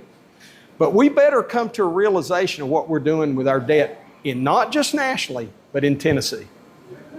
If you look at the budget of Illinois, and we all think Illinois is a poorly run blue state, right? I do. There are great similarities in their budget growth in Illinois and Tennessee. Look at Washington State. Great similarities. And so while all your politicians are going to smile at you, we're good, we passed a balanced budget. Well, that was your requirement, knucklehead. The Constitution requires that. Why did you send $25 million to the zoos? Why did you give Randy Boyd $13.5 million to build a new ball stadium last year in Knoxville?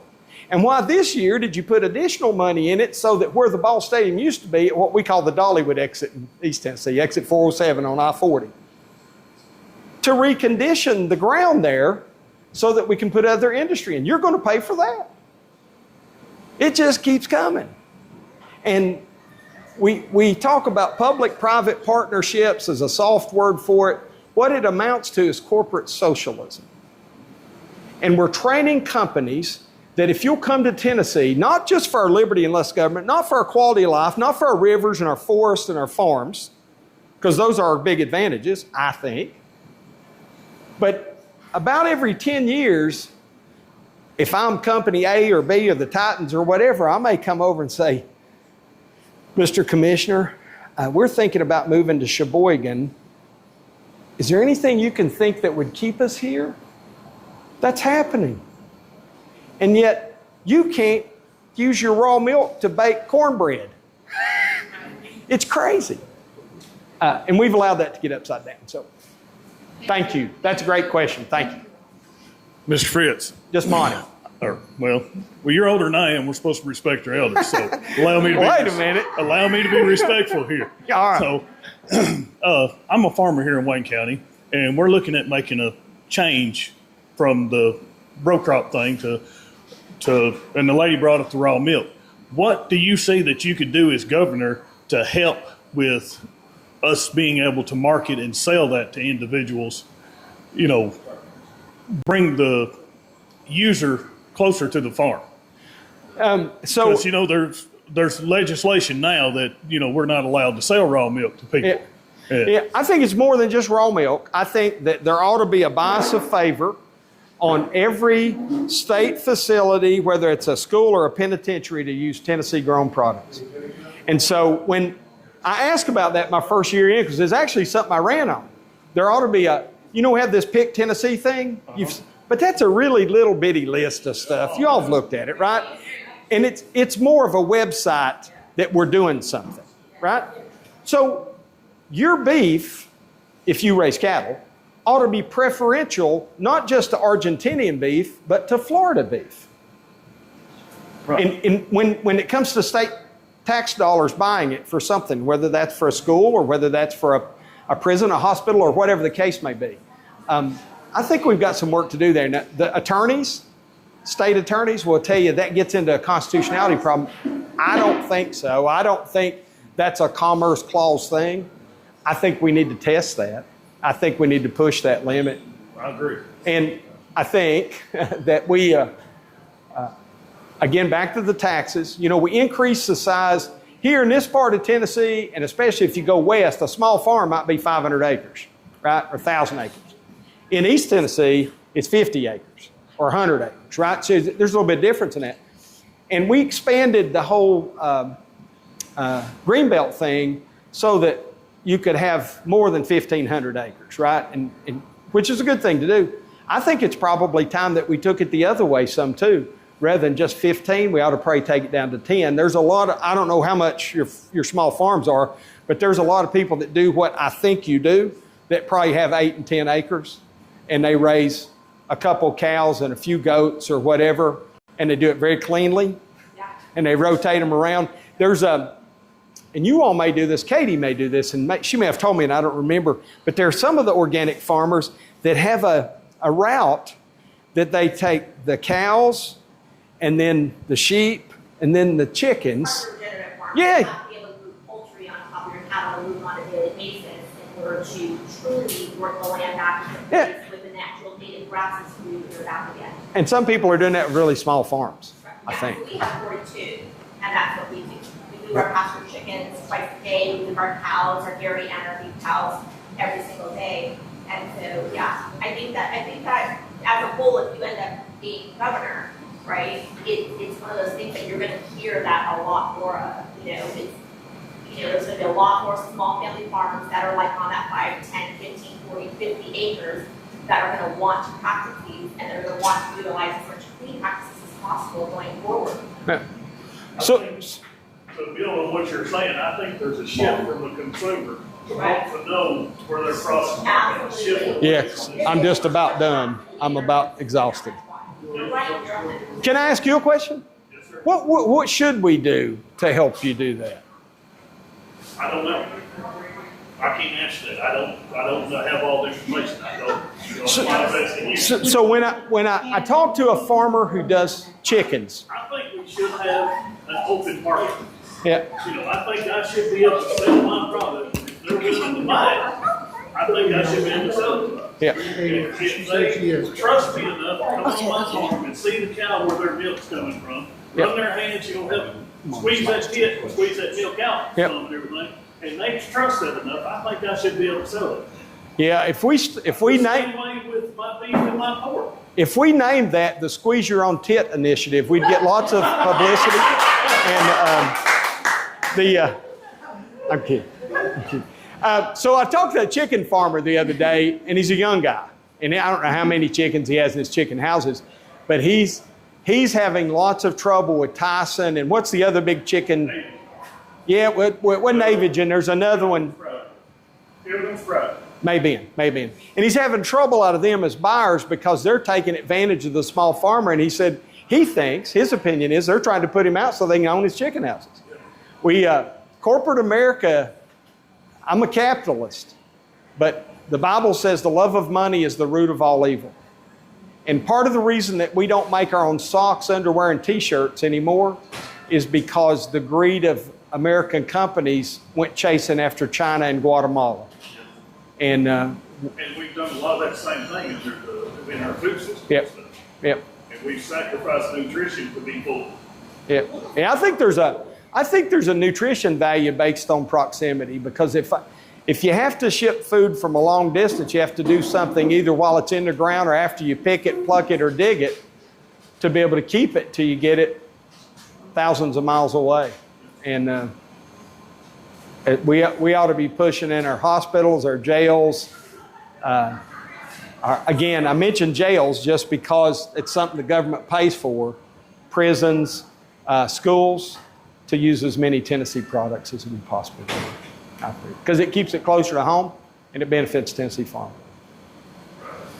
One more question, and then I am going to evaporate. It's hotter than the pits of hell in here. Have y'all noticed that? And both my little brain cells are working as hard as they can. Okay, all right. Hi, Mr. Monty. It's very nice to meet you. So I have a couple of questions for you. The first one is because, like you said, how can you help? You had asked a question, how can you address some of these situations for our small farmers? Is there a way for us to maybe form a local committee and be able to write down things for you and get that to you as a governor? I think we ought to do things like that in every county and all across the state. I talked to some teachers last night. I'm going to sit down. My knees are hurting. And I'm not trying to be whiny. Is that your chair? No. But I will tell you, folks, just to be honest, these things can go for hours and hours. I left last night in Johnson City, and I try to stay till all the questions are answered. So I'm not being rude. I'm just being...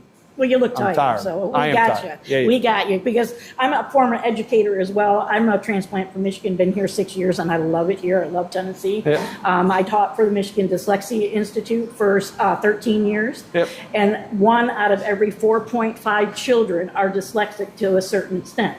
So not all children are wired for language, so that's why we have a hard time with schools. I think the whole education system needs to revamp. I think we need to take a step back, go back to where we tested them at 3rd grade to see where they're at and do the reading levels like we used to, so that way the ones that are falling behind can get that extra help, and the ones that are excelling can go into the advanced classes like they used to. And then again in middle school, because that set them up to what classes in high school they could go to. They could do the AP classes for your trigonometry, your science, and everything else, and then the other ones were more toward the trade school. And here's why I say that.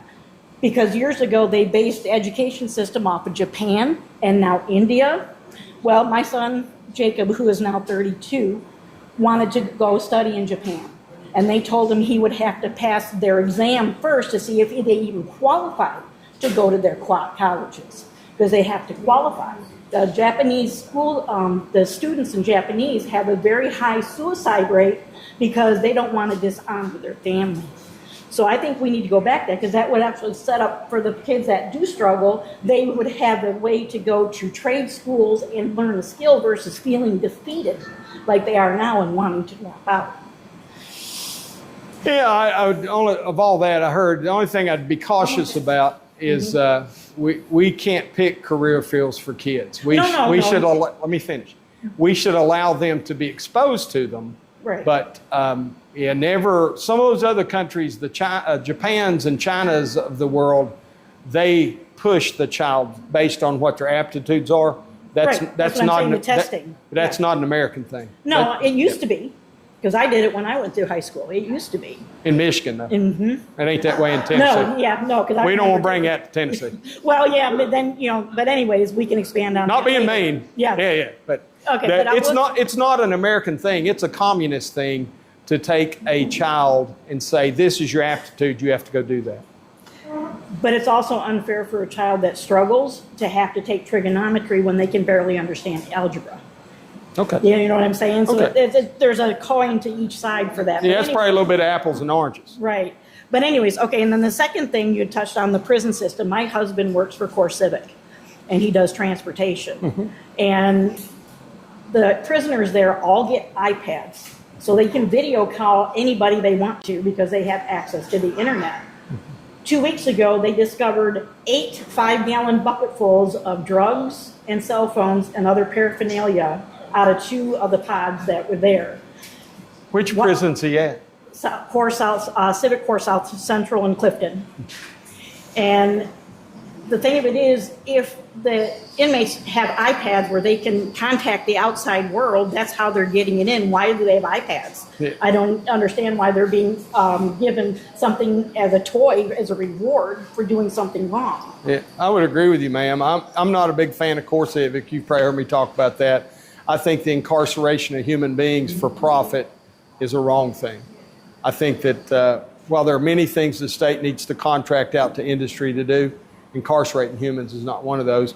Back in the day, even the food service and the commissary were state functions, right? And what I think I learned back then, what I can remember, is there were 3 or 4 things you had to do to be able to treat the convict humanely and to keep some order of peace. And feed them decent, not steak and lobster, but feed them nutritional food, because we have an obligation to do that. They're men and women. Yeah, they and then give them access to dental and health care when they need it. I'm not, unfortunately, right now we spend $14,000 a year in Tennessee Department of Corrections buying women's clothing from men who think they're something else. Should never do that. Well, they get paid 17 cents an hour just for being in prison. Yeah. I think the health care is, what they need. Don't want to just let them die. Feed them commissary and visitation. And so I don't know why we have iPads in the penitentiaries. I think we ought to go back to having phones on the wall and you earn the privilege to call. And I don't know why we have iPads in every student's hand in our K through 12 schools, to be honest with you, because I think those become portals to hell at some point in time. And I think we've got some work to do on that. There's 6,000 inmates in Core Civic about. Last time I sat down with Strata and talked about this. There's not an immediate fix to that, but it's probably important for y'all to know. I'll do everything I can to start moving us away from those private contracts. I think they ought to, and don't know what the exact answer is. There's not an easy answer. You couldn't move those 6,000 inmates from the penitentiaries like where your husband transports into a state prison today. You would overload, you'd have murders and all kinds of crazy stuff taking place. But we've got to find, I think we've got to find a way to get away from that. I think it drives bad behaviors, the big reason. Maybe not in the person, but in the system. Because if you profitize the incarceration, you'll incarcerate more people, I think. Mm-hmm. Thank you. Good question. All right, I'm pulling you back into this, Shane. We all know illegal immigration costs this country and the local sheriffs a lot of money. Yeah. When they pick up an illegal immigrant, that process isn't done. They just don't throw them on a bus and drive them to the border. There's a lot of people and a lot of paperwork and a lot of resources behind the scenes to make that happen. So we can't assume that everybody's coming here for the right reasons. If they're coming here for the right reasons, they should be doing it legally. I agree. Now, going back to the property taxes, the sheriff's budget comes from the property taxes. I want the property taxes to be frozen, go down, whatever. But we got to think about, we need our law enforcement too. Yep.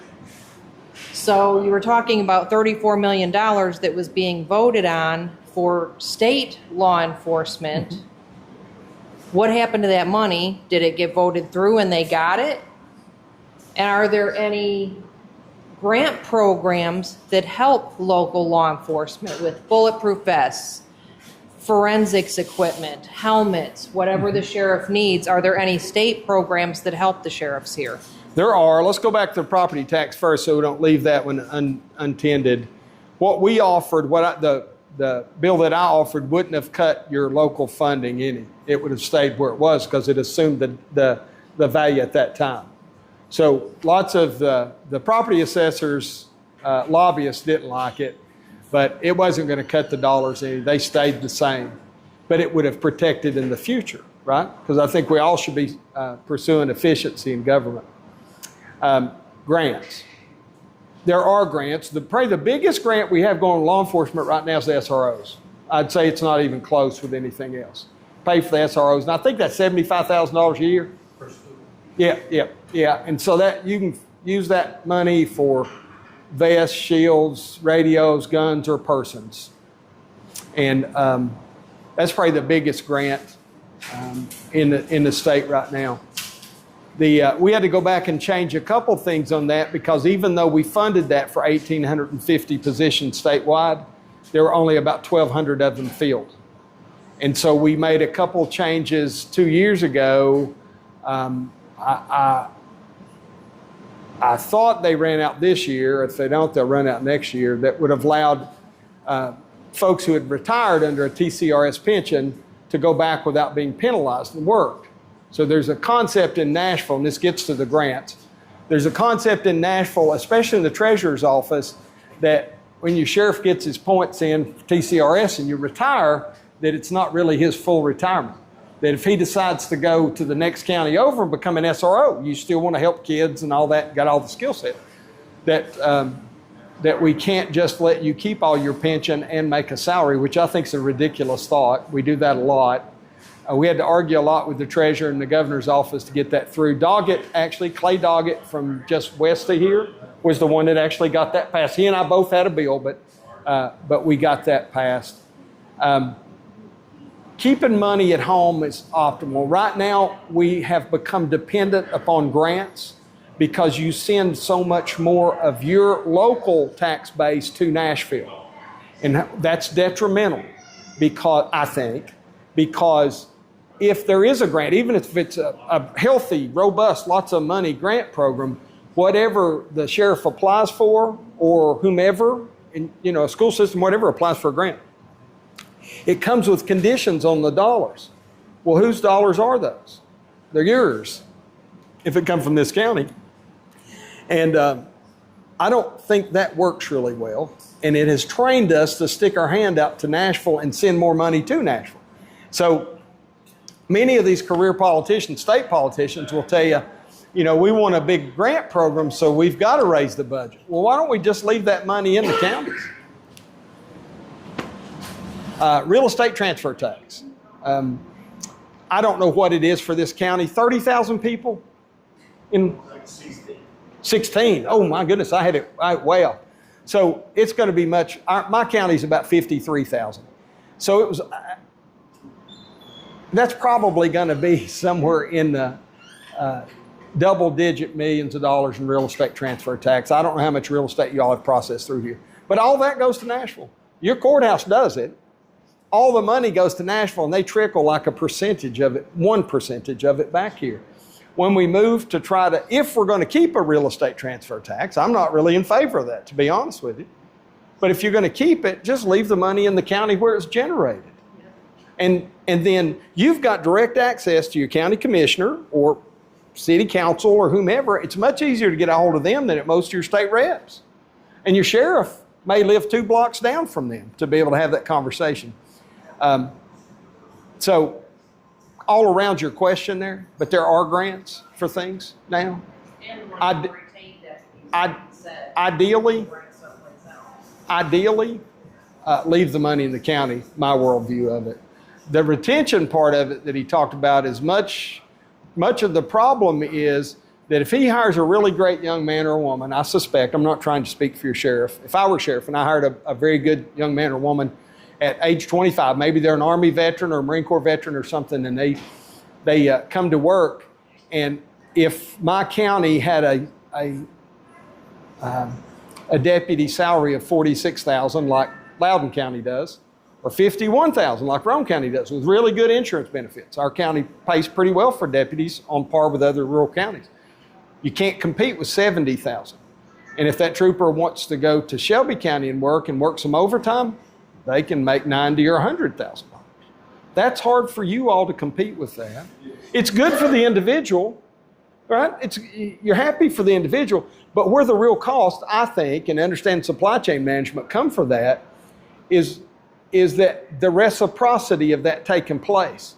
Because when I, the sheriff, train up a deputy and I've had him or her on the road for 2 years and they leave, I have to replace them. And the next one, 2 years and relief. And all that sunk cost of training in time that leadership has to spend with that person, right? To get to finally check off and say, yep, Monty's ready to go on the road by himself, because that's a big decision for you.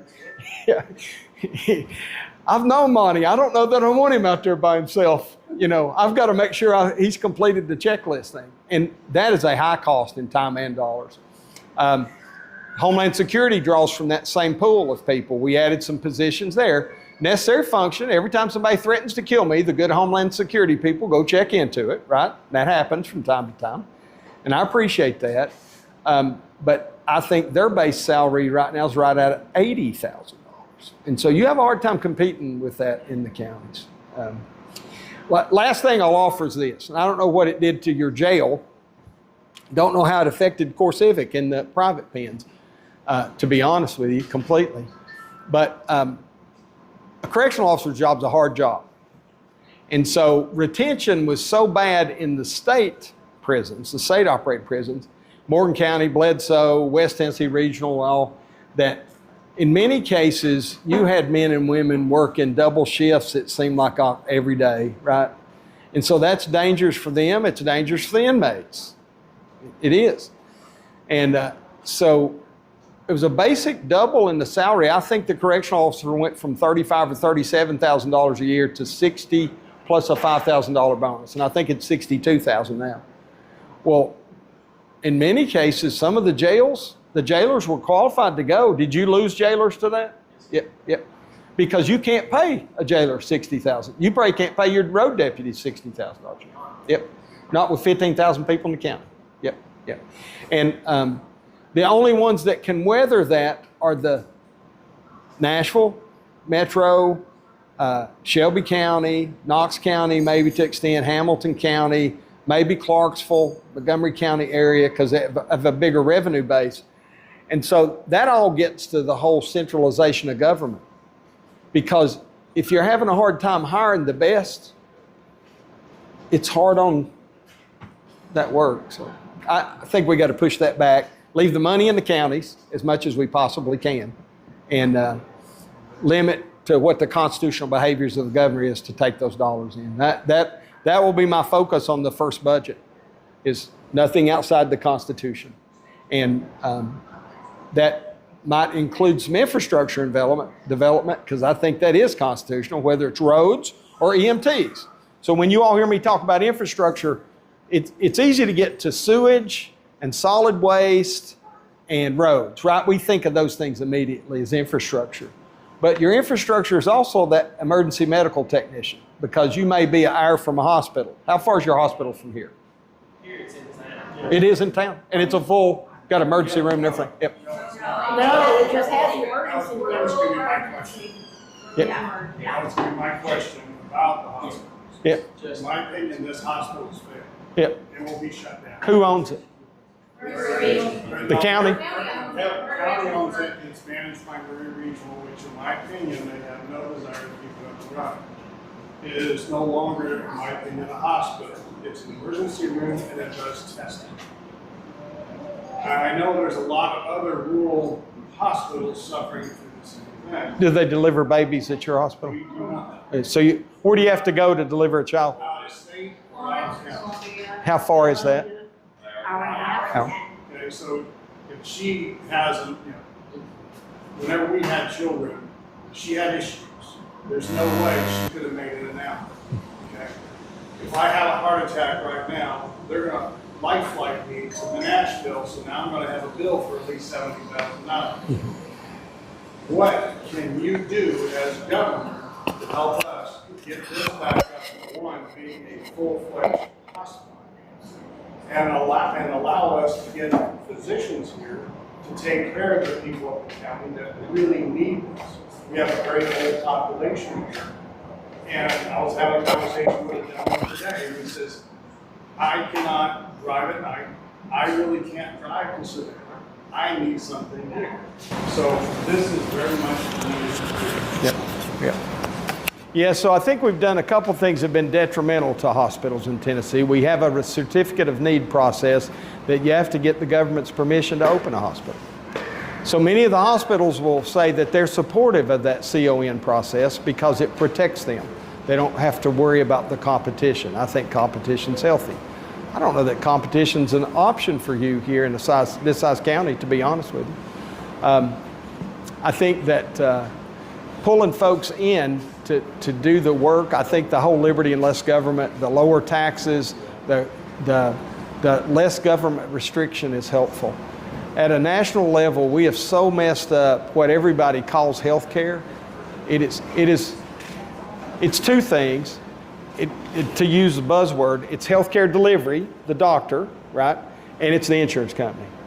And so I've become much more, I guess, informed. I'm not a medical person, but the fella I ran against in my general election in my first year I won is a Democrat. He's a doctor. We become great friends. We don't agree on lots of things, but he tries to help me understand some of the problems with what we call healthcare, which again, I think is two things. We have a full-fledged recognized monopoly in Upper East Tennessee, much more populous area than y'all. 50, 60 miles around Johnson City, there's probably 1 million people, right? Much more than what you have here. And Ballad Health is recognized by the Attorney General as a monopoly, and we haven't stopped that. So you can't get in that place competition in this same room I sat in Sullivan County last night. My goodness, they're aggravated with it. They've got big hospitals and they hate them because they don't feel like they're getting the care that they need in those. I think much of that goes back to the insurance management of it. I think Dr. Hahn tells me he's retired now, but he was a house call type doctor, and an attending physician and all that stuff, general practitioner. But he said you could bill the insurance on the code, and up to 18 months later, the insurance will come and claw back not just the miscoded item, if there were 5 things coded, medical coded for the payment, but they take it all back. And then Jan or his nurse or his administrative person or whomever had to spend 45 minutes or 4 hours trying to fill out the appeals to get the money back. We've allowed the insurance companies to have way too much leeway in this. That's going to be a hard push. I think that's the first thing we got to address in Tennessee. I think that the love of money is the root of all evil, again. And I think that the insurance companies have so well subsidized most of your politicians. When the insurance company says jump, the politician says how high. We got to change that mentality. I think that's the first thing we got to change. And that's a heavy lift, brother. That is a super heavy lift to get that change. Because if part of what you're struggling with, I presume, and this is a presumption, but you're competing for medical talent to come here with Franklin and Nashville, and where they can make a much bigger salary, right? And while we have offered in the state, there have been programs that if you can go to medical school, or at least a portion of your medical school, if you'll serve in a distressed district, get some of that paid back. That's been on the books in Tennessee. You're still having a hard time getting them in. Because if that person comes here and does their base requirement and they realize that 20% of what they've coded and tried to bill has been clawed back and they're arguing for it and they have to hire more people to appeal those, they often go and join the big Covenant health groups and all that kind of stuff. And we have allowed it to be corporatized. There are very few Jan Hans left. There's not an easy button for that one. But I think that the first button we got to push is pushing back on the insurance companies in Tennessee. That they stop making it so hard for the physicians to make it. That when you go, or I go to the doctor, and I go to a doctor I pay cash for. I have insurance, but I don't like the whole insurance racket, so I'll pay $100 when I go. I get a physical, and I go to a nurse practitioner, and I think we need to ease up on that some.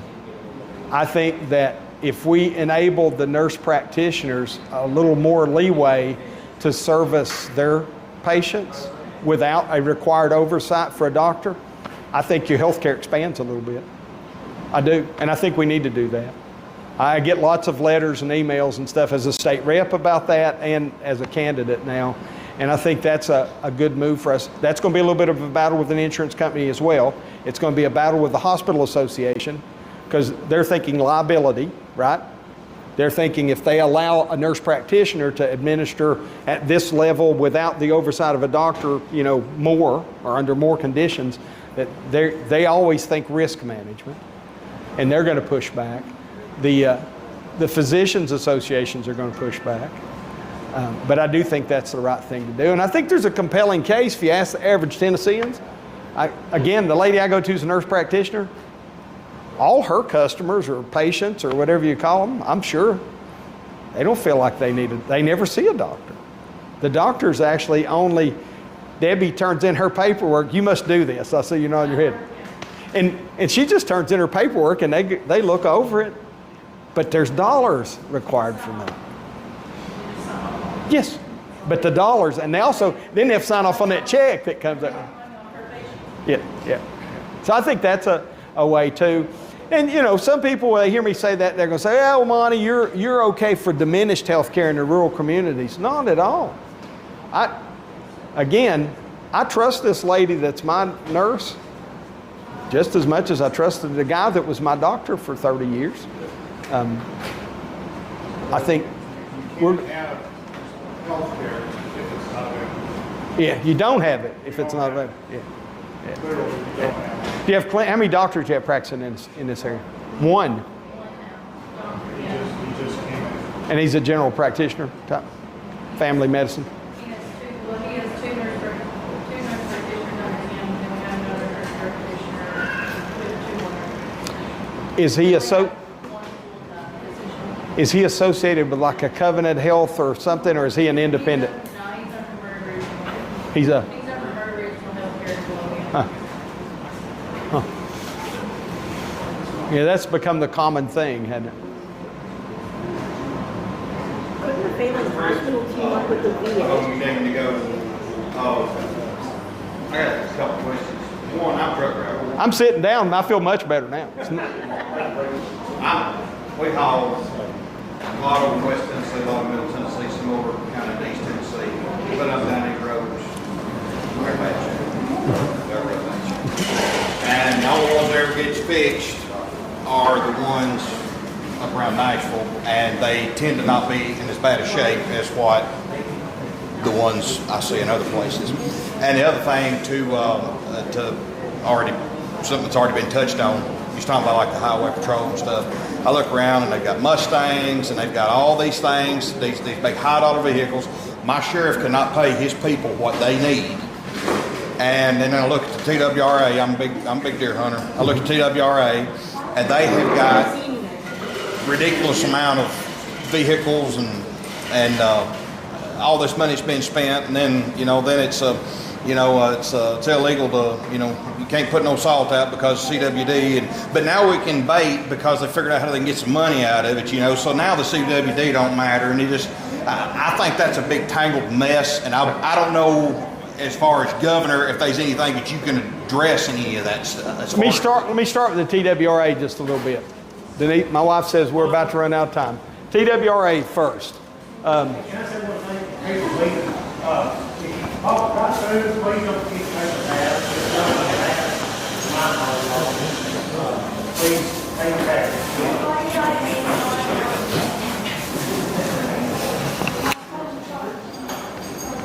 TWRA, the funding model for TWRA is broken. I buy a sportsman license every year. I only deer hunt. Now, I have declared jihad on the squirrels in my corn, but I don't think that's hunting, right? I don't like squirrels. But it's $165 this year or something like that? I've got a lifetime license that I bought years ago when I could get it for like $1,200, and now it's like, I don't know, $1,600, $2,000, something like that. Yeah, I think hunting needs to be a little bit more affordable. I think it's good for kids to learn to hunt. I think it's good for city kids to learn to hunt. Most of the rural kids probably have more experience with it, but I think it's an important thing to do. I think that if the funding model is based on fees and fines, it drives bad behaviors. We saw that when we had TWRA people going onto people's property without a warrant. They lost that court case, but it never should have come to court. No, it should have never happened. We had the sheriff of, I'm not sheriff, the colonel of the Highway Patrol recently, and I've seen him an email and asked if it's true, but he recently made the statement, somebody asked about the sober arrest, which is a problem for me, zero toxicology reports. His response included, I don't care about your so-called constitutional rights. If that's accurate, if we've asked, that's unacceptable. And so there's a little bit of that perpetuate to use a young lady's word, oligarchy in Nashville, Tennessee. Mustangs and tractor trailers and F-150s and F-250s. We spend money like drunken sailors on cars in Nashville, Tennessee. And to be honest with you, just like the young farmer was talking, we ought to buy beef, cattle, and chicken from Tennessee. We ought to buy cars made in Tennessee. And I love the Explorers, and I'm glad Ford's made some investment in West Tennessee. We made a big investment. I don't think I want my police driving electric trucks, but there's nothing wrong with driving much more economical vehicles like Camrys or Sentras or whatever Nissan makes here that has or makes the engines in Tullahoma that get 35 miles to the gallon, because you're paying for that fuel too. And we've lost that whole thought process. We have groups of people assigned protective details that drive, the big black Suburbans, and I'm not a big fan of that. I did some of that in the Army, and I'm just not a big fan of us doing it for a governor or a lieutenant governor. When I was a kid, the guy wore the cheapest truck. It was a little short bed. The only thing it had was four-wheel drive. It was just a regular cab. It did not have, it might have automatic transmission. That's it. My dad, when he was a kid, he said the state didn't even furnish the gap. He said he had it. So to the TWRA again, I do think we ought to fund the TWRA for most of the operations so that the fees and fines, because just like private prisons drive bad behaviors, fees and fines funding drive bad behavior in law enforcement. Sometimes an overzealousness to raise funds. I think we need to fix that. I thought we were going to have a bill this last year. I thought one of my colleagues was going to offer a bill to do that. No new tax, none. I'd never support that. But pulling a portion of the sporting good tax that's already coming in to fund TWRA is, I think, a pretty good idea. I know you're tired. I appreciate you. Thank you, both. Thank you. What's your name again? Daniel. Daniel, it's good to meet you, brother. Let me stand up. It's not that my knees kill me. I've got really bad knees, and if I stand in these boots, after about an hour, they start swelling. So, and I hadn't had much sleep today. I've got a gentleman told me this morning. He said, tell me what you think about that. He couldn't come out here. And he was going to, he had planned to vote for John Rose, and he said, well, I don't know. He said, man, I'm starting to see some stuff I don't really like. He said, tell me what you think about that Fritts guy. He said, I like what of him. I was already on